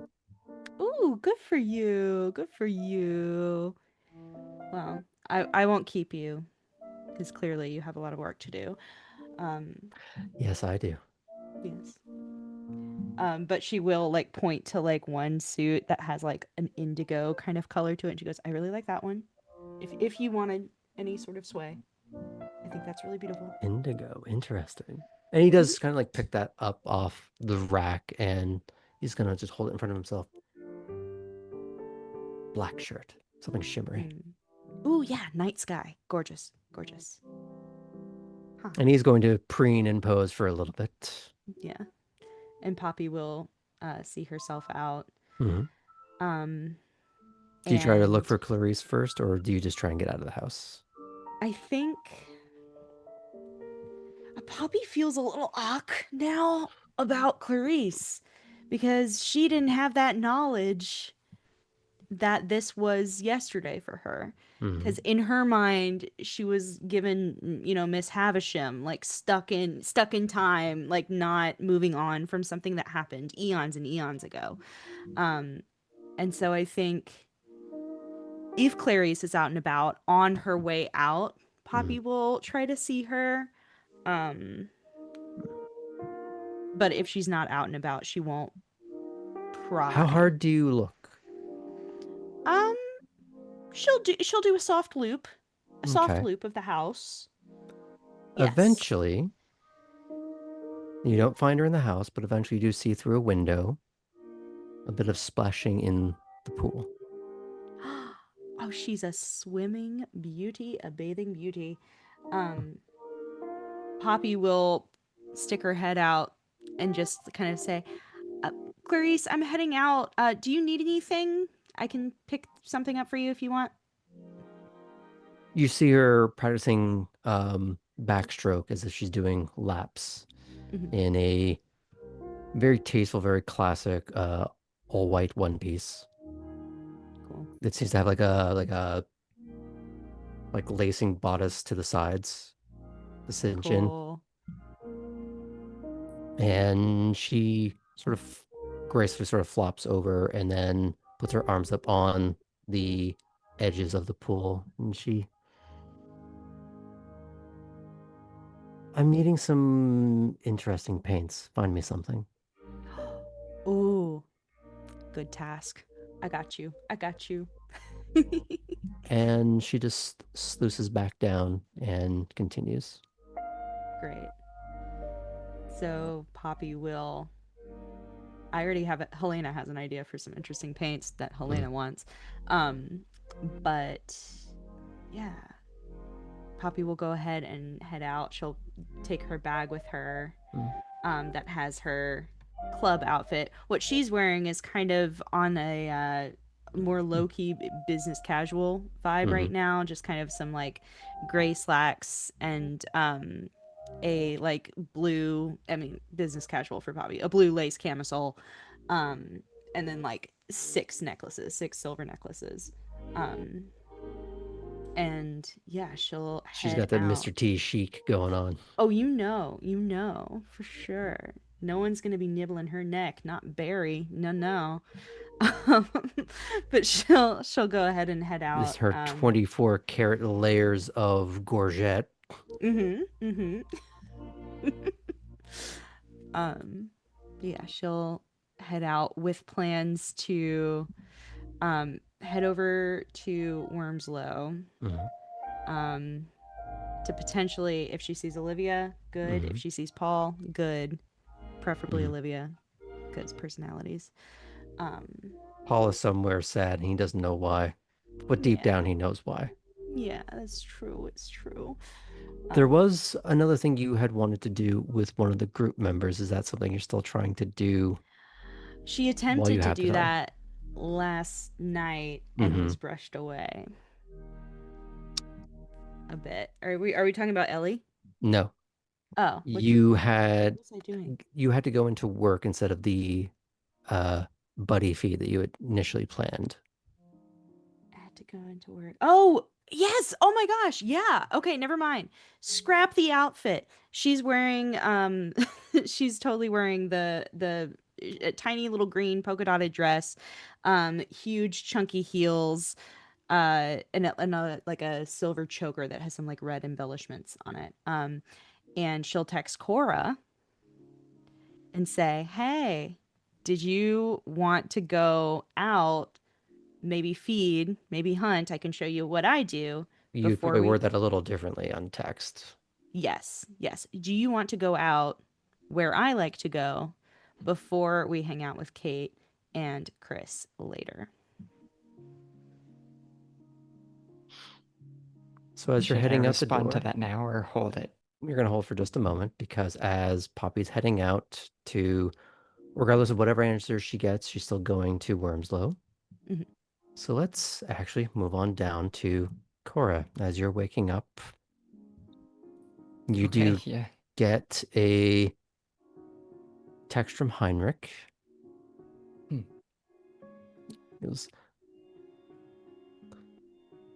At first, there's just the actual sent ...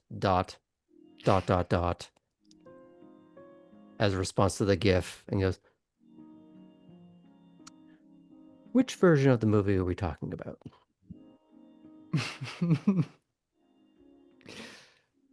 If I could find a way to say "was ist los," but in the most vulgar way possible, is what I'd be kind of going with. But still upper class Vendrew.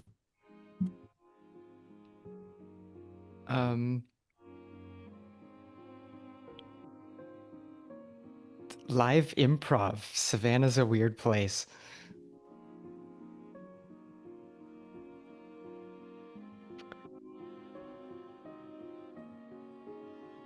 You see the little dots going back and forth, and he goes, "Oh, well, at least you didn't see Krampus this time." I'll just laugh at that one. And he'll send you a GIF of one of the horror movie versions of Krampus, which is basically just any movie of Krampus, because that's a weird character. So, go ahead. Been a while since we've been awake at the same time. How are you?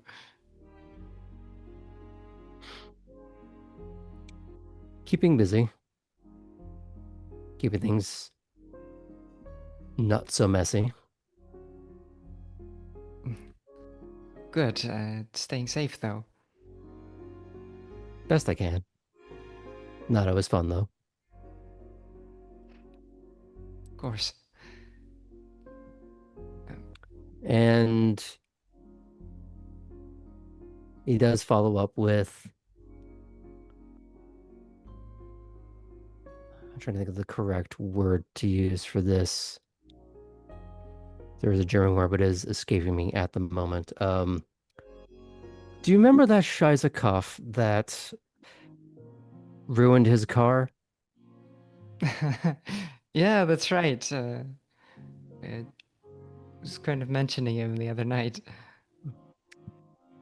You got a new one. So I need to take another trip. Well, how about I just let him know you send your regards? Please do. Now, this is where I point out some German technicality in the translation here. It said not best regards, just regards. Mm-hmm.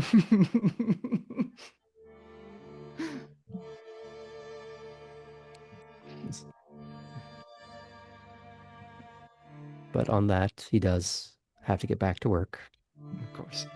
as where he is, the night is beginning to end. What do you do with this start of your evening? Well, I am gonna go ahead and throw the muddy clothes in the hamper, go Mhm. and shower off. When I hop out on this in the steam on the mirror, I'm Mhm. going to just kind of talk to myself for a minute. I'm gonna draw number 4 and go, okay, pop quiz Cora, traditions, accounting, right? So you make someone, whatever they do, it's your fault too. So better know what's up. So Mudmen, does somebody know what's up with you?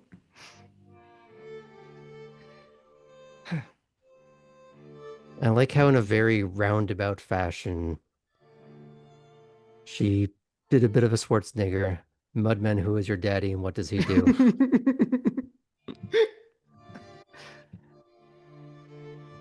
It's just innate. Mhm. Mhm. So, what do you do now? What little errands or things do you want to check in on? Eventually, you will have a text to answer, but Sure. She's gonna go ahead and take another quick look at her phone as she's getting dressed to see, is there a message from Grace waiting for her, because she did suggest that they would meet up eventually again. there is, and it says, "See you at the house tonight. Early." I'll be there. Okay. Is there any other conversations you want to try and have before you head out? Before I have a text for you to answer. Sure, yeah.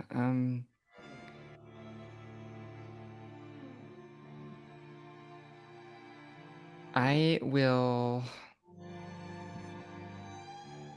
send a text message to Costello.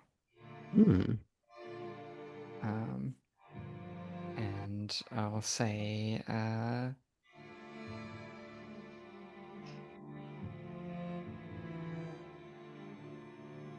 got a personal introduction to some local lore last night. Thought you might know a little bit more about it. Do you want to meet up to chat?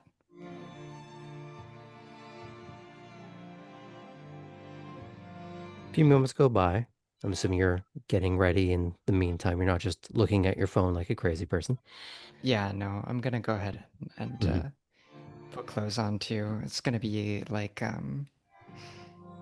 top with like it's like a shallow sort of V, kind of sort of like this spaghetti strap, and then black with like toffee like squiggles essentially on it, sort of randomly, and then pants that are like culotta style, so a little bit more.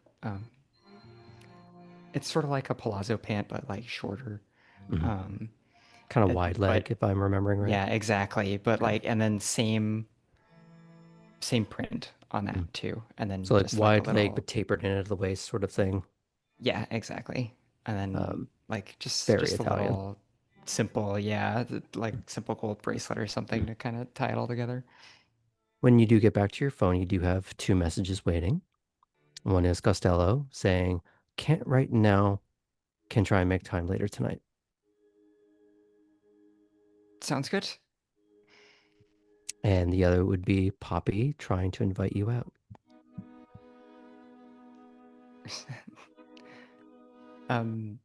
What were your exact words again? Before we go to drag, do you want to go out with me and I can show you the places I like? As like a remember we were gonna like Yeah, hunt. yeah. Is that something Wink, you wanna wink, do? nudge, nudge. Yeah. Yes, absolutely. That would be great. It's still out of my comfort zone a little bit, but probably better than the woods tonight. It'll be fun and so anonymous. You'll have a blast. Great. Can't wait. Heart. Okay. I'm assuming you get on the road. Mm-hmm. Okay. Now, before we fade out on that, is there anything that you want to focus on while you're driving? Anywhere that you want to buzz the tower of? Let's see here. Is there anything that I need to? try to Your do dry with cleaning's that? not ready yet. If that's what I know you're that. thinking That's of. another. It's another night. Mhm.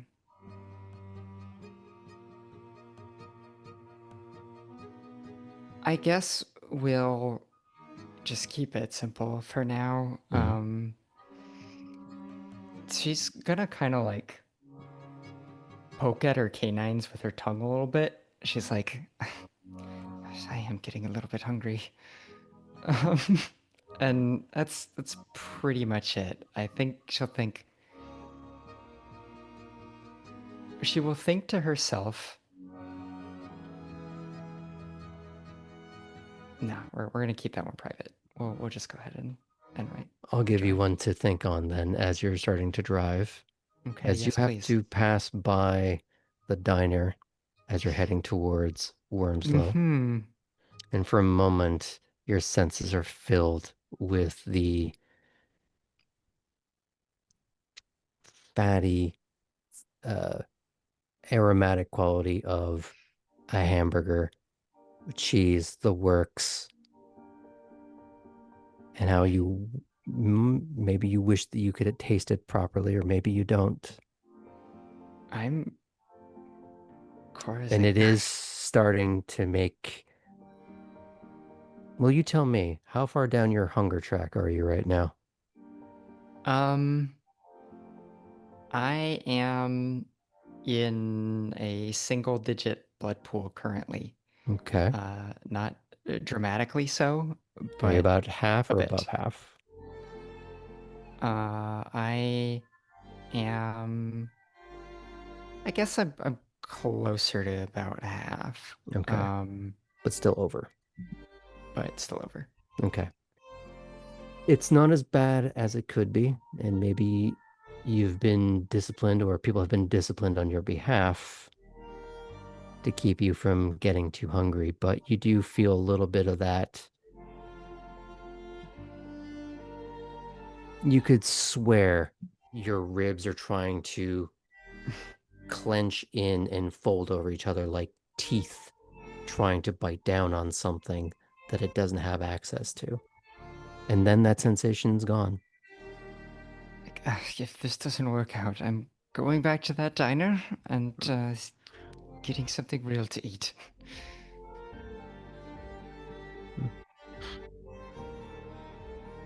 I think fading out on that, it's a fun little thought. And that's okay? Okay. Last but not least, Artem. As you're waking up in your little shack, which you've done well to clean up and repair and make not just habitable, but nice for what it is. This isn't someone's edge of the property pool house by any means, but probably the nicest place you've lived in a very, very long time. Even before that stint in the woods.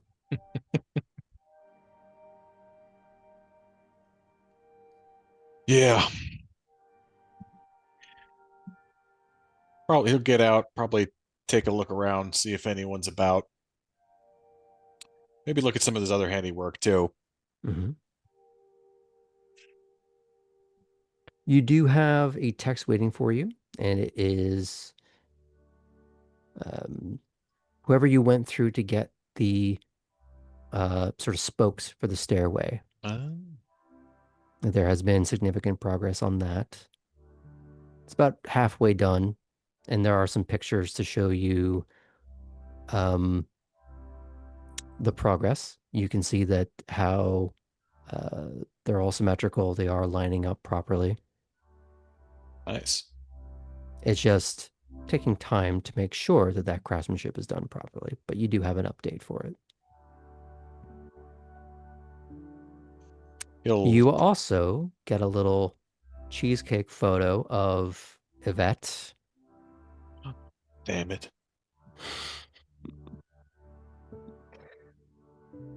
And she's just asking, or rather, she's saying, hoping you've been thinking about me. And if not, why not?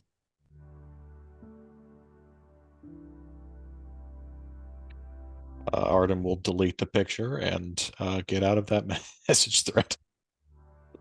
Remember, they're not a thread. They're just a message. Perfect. So he can So just you- delete the whole message. So he's basically going, seen, trying to throw his phone out into the bushes and running the hell away from it. Got it. Basically. Okay. So what's your move? Well, Artem is hungry, so Mhm. he is going to go out on another little stint in the woods, I think. Mm-hmm. So on a scale of 1 to would do an evisceration to a chicken coop, how are we doing? We're like just under halfway to would do an evisceration to a chicken Okay. coop. So as we were talking earlier about Cora feeling a little bit of that rib flexing in on itself, trying to quell a hunger. You're getting all that and more. You are feeling the searing behind the eyes, the ringing in your ears. Mm-hmm. It's not deafening. It's not that you can't think, but it is starting to almost literally claw at you. And he's not the type to let it get down this low typically, so Mhm. he's kind of kicking himself a little bit. Well, the alternative being something else would have fed on you, possibly. Well, that's true too. On balance, But still, he could have had more going into the night. maybe. So, you're trying to traipse into the woods. Trying to rustle up some grub. Is the events of last night playing in his head and keeping him from being effective or not? Honestly, based on his previous experiences,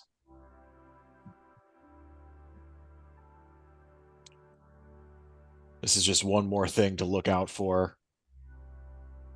And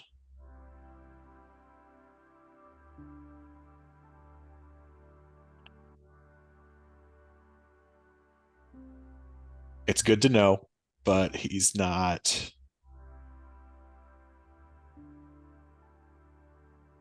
super bothered. He's just more prepared.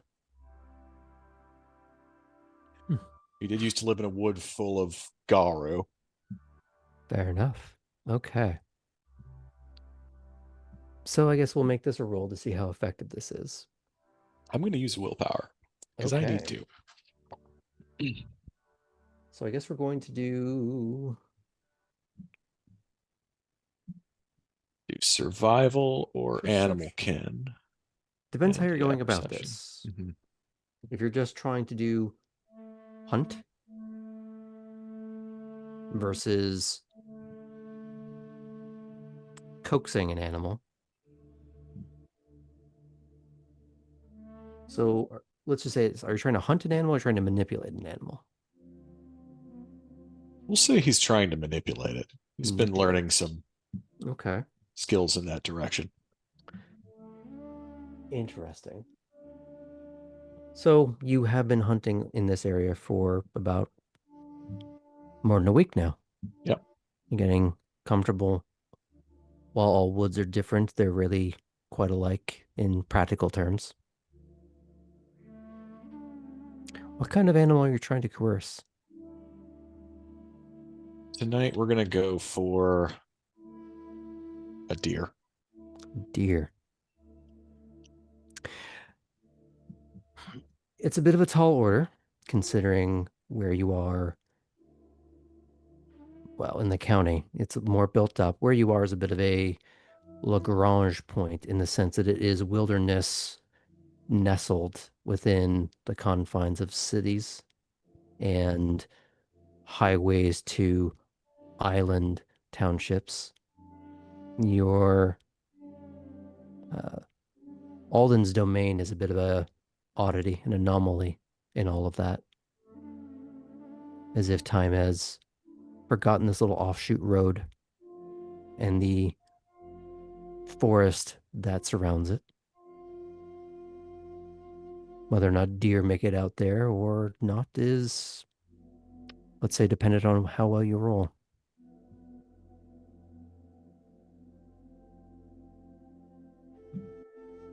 Good. Animal kin and perception. Okay. We are going to leave it at a 6 because it's something you're less competent at. Mm-hmm. Had this been the regular survival intelligence roll or a perception, this would have been a little lower. Yeah. Okay, 4. With the willpower. 4 with the willpower. No ones? No, well, there was a 1, but it knocked out a success. Okay, so 4 total. Yeah.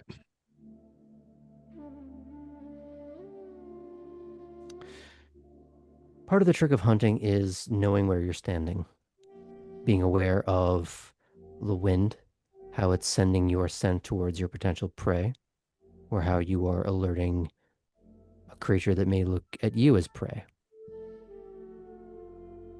In this instance, you're able to creep along the path, find some tracks that are fresher than you would expect.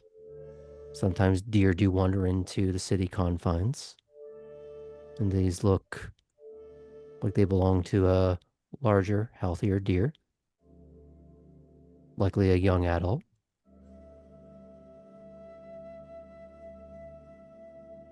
And it doesn't seem terribly aware of you at first. But as you get a little bit closer, because you are manipulating this, you're trying to coax the animal to you, yes? Mm-hmm. You've learned not just deer calls, but how to be a calming presence. As you find an overturned log to sit on within sight,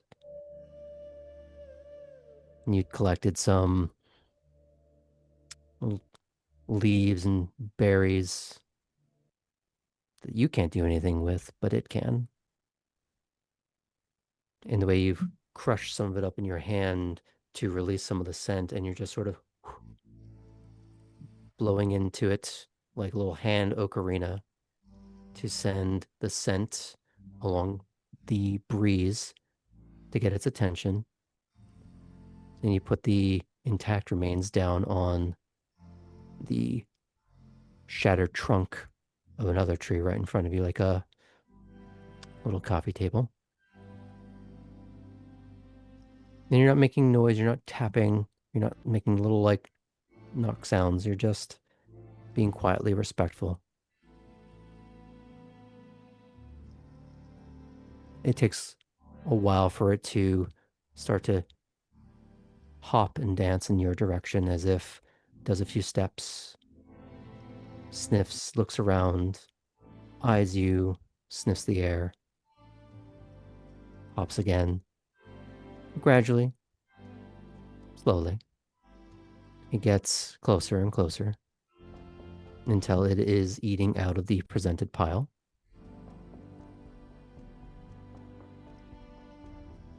And what do you do at that point? You've already rolled, so we're just trying to see how you're doing this. He'll just kind of give it a little scritch Mm-hmm. and then get in there with the teeth. So this trailing of the side, just getting it used to your presence so that you can, in fact, get closer. It's a little... You enjoyed your time in the woods before. You Best time lived of my off the life. land. You weren't exactly Disney princess friend to all the animals, but you enjoyed getting to... Well, you didn't have any personal pets, but you had a lot of pets roaming around. Maybe would be the way to put it. Some that maybe you learned, not names, but personalities in a way. Maybe you miss a part of that. Maybe not a particular creature, but just that kind of interaction. And as you sort of nuzzle your face against the warm neck of the deer, for a moment you feel like you are back in that primordial forest.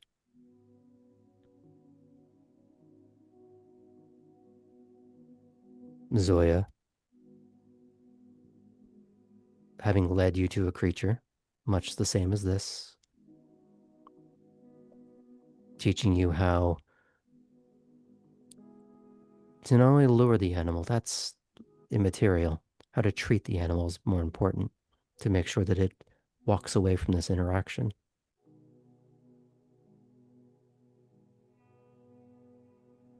The reason why you snorted at Ellie bringing up catch and release. You've had that mastered for a long time now. As you give that little last soothing brush of the side of the neck of the deer, and you lean in, almost trailing your own hand as if to give the soothing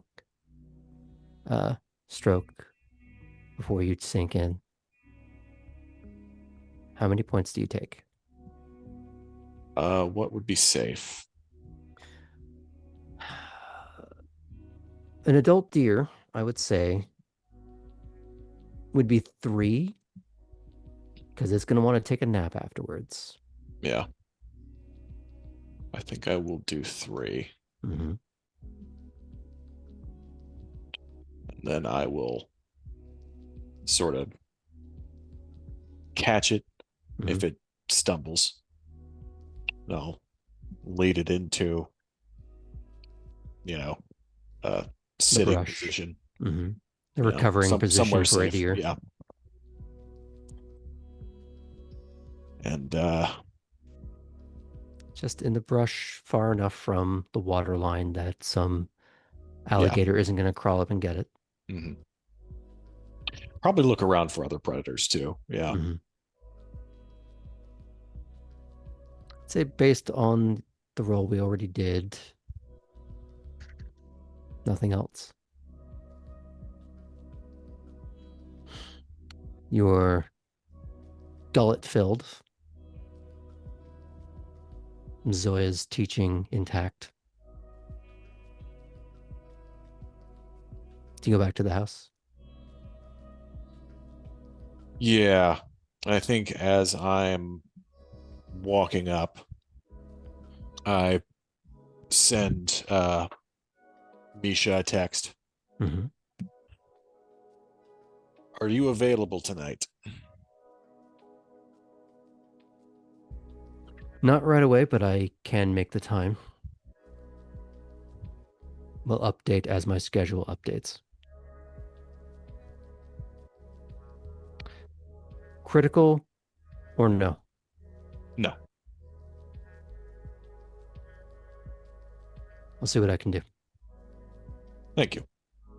Keeping well? Yes. Good. Talk soon.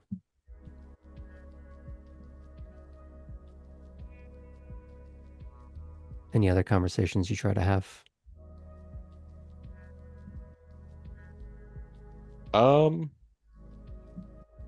Chris running around? She's not running around. You haven't seen her yet. But you do tend to wake up later than most.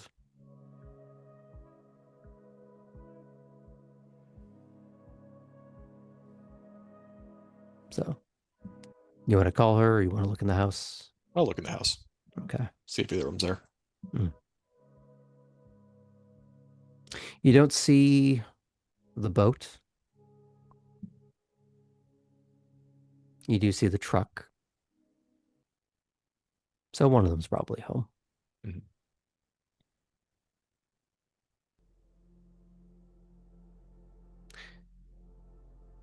The house is quiet. Looking at some of the work that you still have to do, but perhaps heartened by the fact that some of the more difficult pieces are already on the way. Mm-hmm. You have the tools and the know-how. It's just chipping away. Things that maybe you can spend some time chipping away at now, if you so desired, but you want to go and find someone. Yeah, I'll probably do that after. Okay. No one's on the main floor. You'd have to go upstairs to see if anyone else is around. I'll go ahead and do that. Okay. Alden's, what you presume to be Alden's bedroom. The doors open a half crack, but the way, you know how you can just be intrinsically aware when someone is not in a room or when they are? You have no sense that anyone is in that room. But you see Chris's door is shut.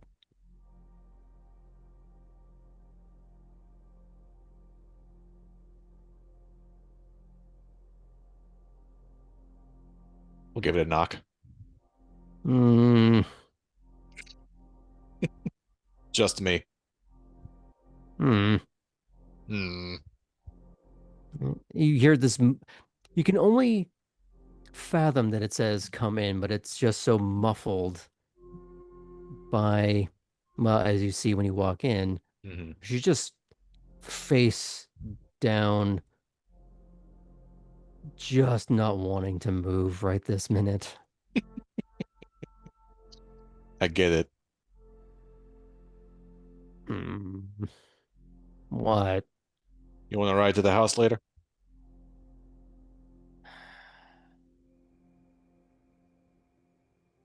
I'd have to move. It's not my girl's night. Fuck.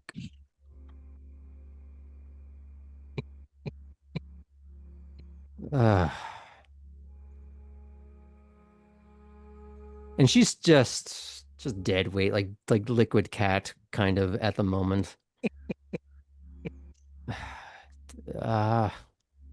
You have time. I'm going to do some shit first. Is there anything to break? Is there? I will let you collaborate on this point. Do you want to give her something to break or not?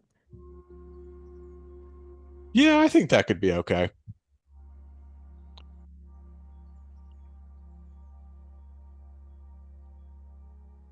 Do you remember where you put the hammer? I think it's still on the wall downstairs. Surely I moved it. To the other Oh, wall. fuck, I didn't. And she does that like corpsing kind of laugh where she's got like a full body belly laugh, but she's not moving from her spot like the kind of people to do at slumber parties or sleepovers when they're kids. They're just laughing at, but they're too tired. Mm-hmm. Just let me know. I'll be downstairs. Ugh. She just sort of flops up an arm, carry me to the hammer. Artem will go pick her up. Oh, and I didn't carry think he'd her the actually do hammer. it. You're very small. It's fine.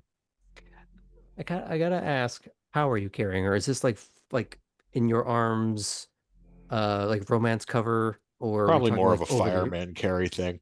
Oh, so across And both shoulders. maybe he takes the blanket too.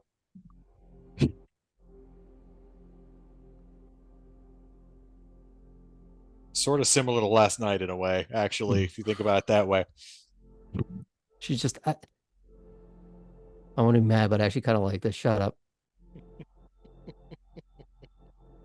He's walking down the stairs. Okay, I like this less now.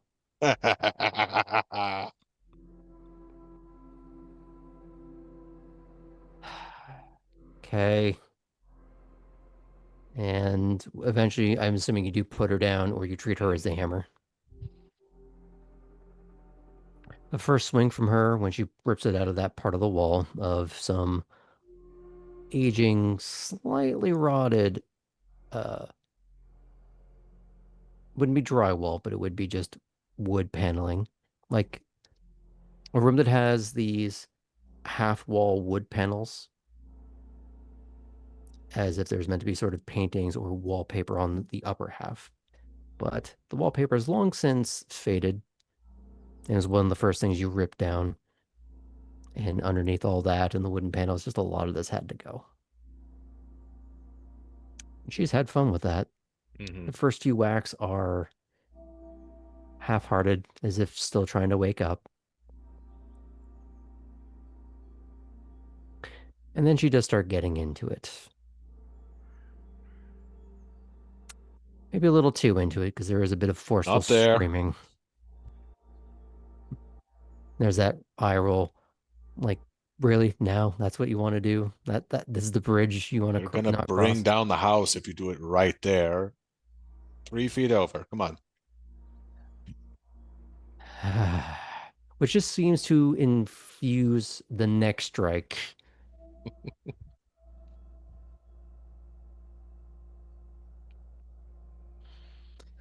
Eventually, she does sit down on maybe like an ottoman that you've thrown some plastic sheeting over, resting her wrists on the pommel of the sledgehammer that is the heavy part is on the floor. I'm assuming you've been doing some things in that time. Mhm. As she sits down, he looks over, brings out his phone, and says, I have a bribe for you. You want to hear it?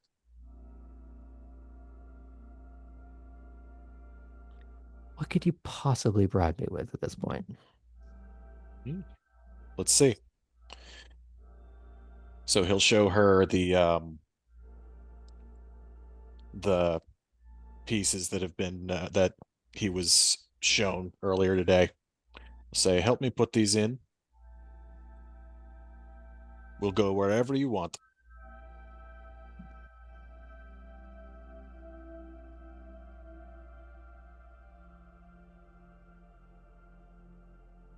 Dragnet's not till later. Well, they're not here yet either, so Yeah. it'll be a little later. She looks like she's going to say something kind of snarky, but she stops and she looks around at all the controlled mayhem of demoing a house, or at least cutting back the scar tissue.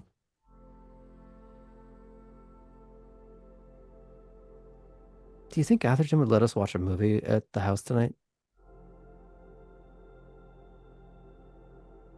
I don't know. I can check. Do you? He has no idea. No, do you check? Oh, right then? Yeah, sure.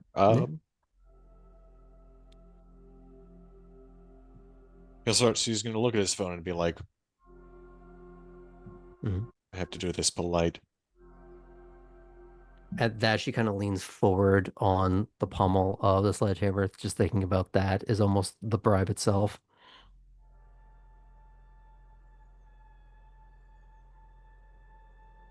Well, go on.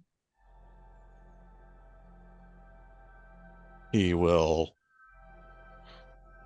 hover over Mr. Atherson's contact info for a second, planning his attack. He'll press the button. Ring, ring. Well, hello there, Mr. Yovik. What can I do for you tonight? Mr. Atherton, I was wondering if I could impose on your hospitality tonight. Oh, and what do you have in mind? We've been talking about putting together a movie night. Is that possible? Well, wasn't that a novel idea? I think we could arrange for such a thing. To do this tonight. Tonight?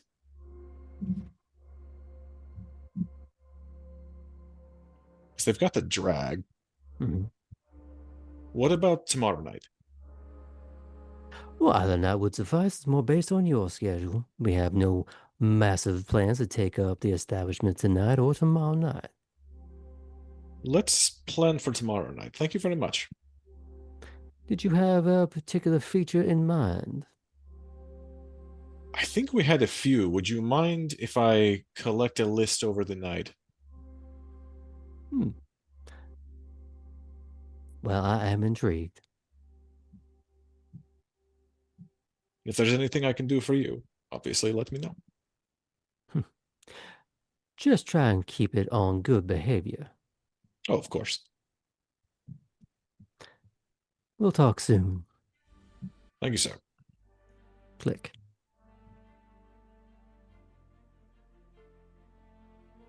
That was scarier than the mud man. I think that is the perfect moment to leave on things. Now, before we start heading on out, I want to see everyone's energy levels. Would everyone feel like they have the energy to do a quick round of how the characters are feeling before we sign off for tonight? I'm pooped. I'm so Okay. tired. It's tomorrow here. Fair enough. Just wanted to check. Sorry. That's okay. All right. Well, on that note, I think we'll be ending right then and there. Thank you so much for tuning in. Thank you for sticking with us, including our very tired players. See you next week.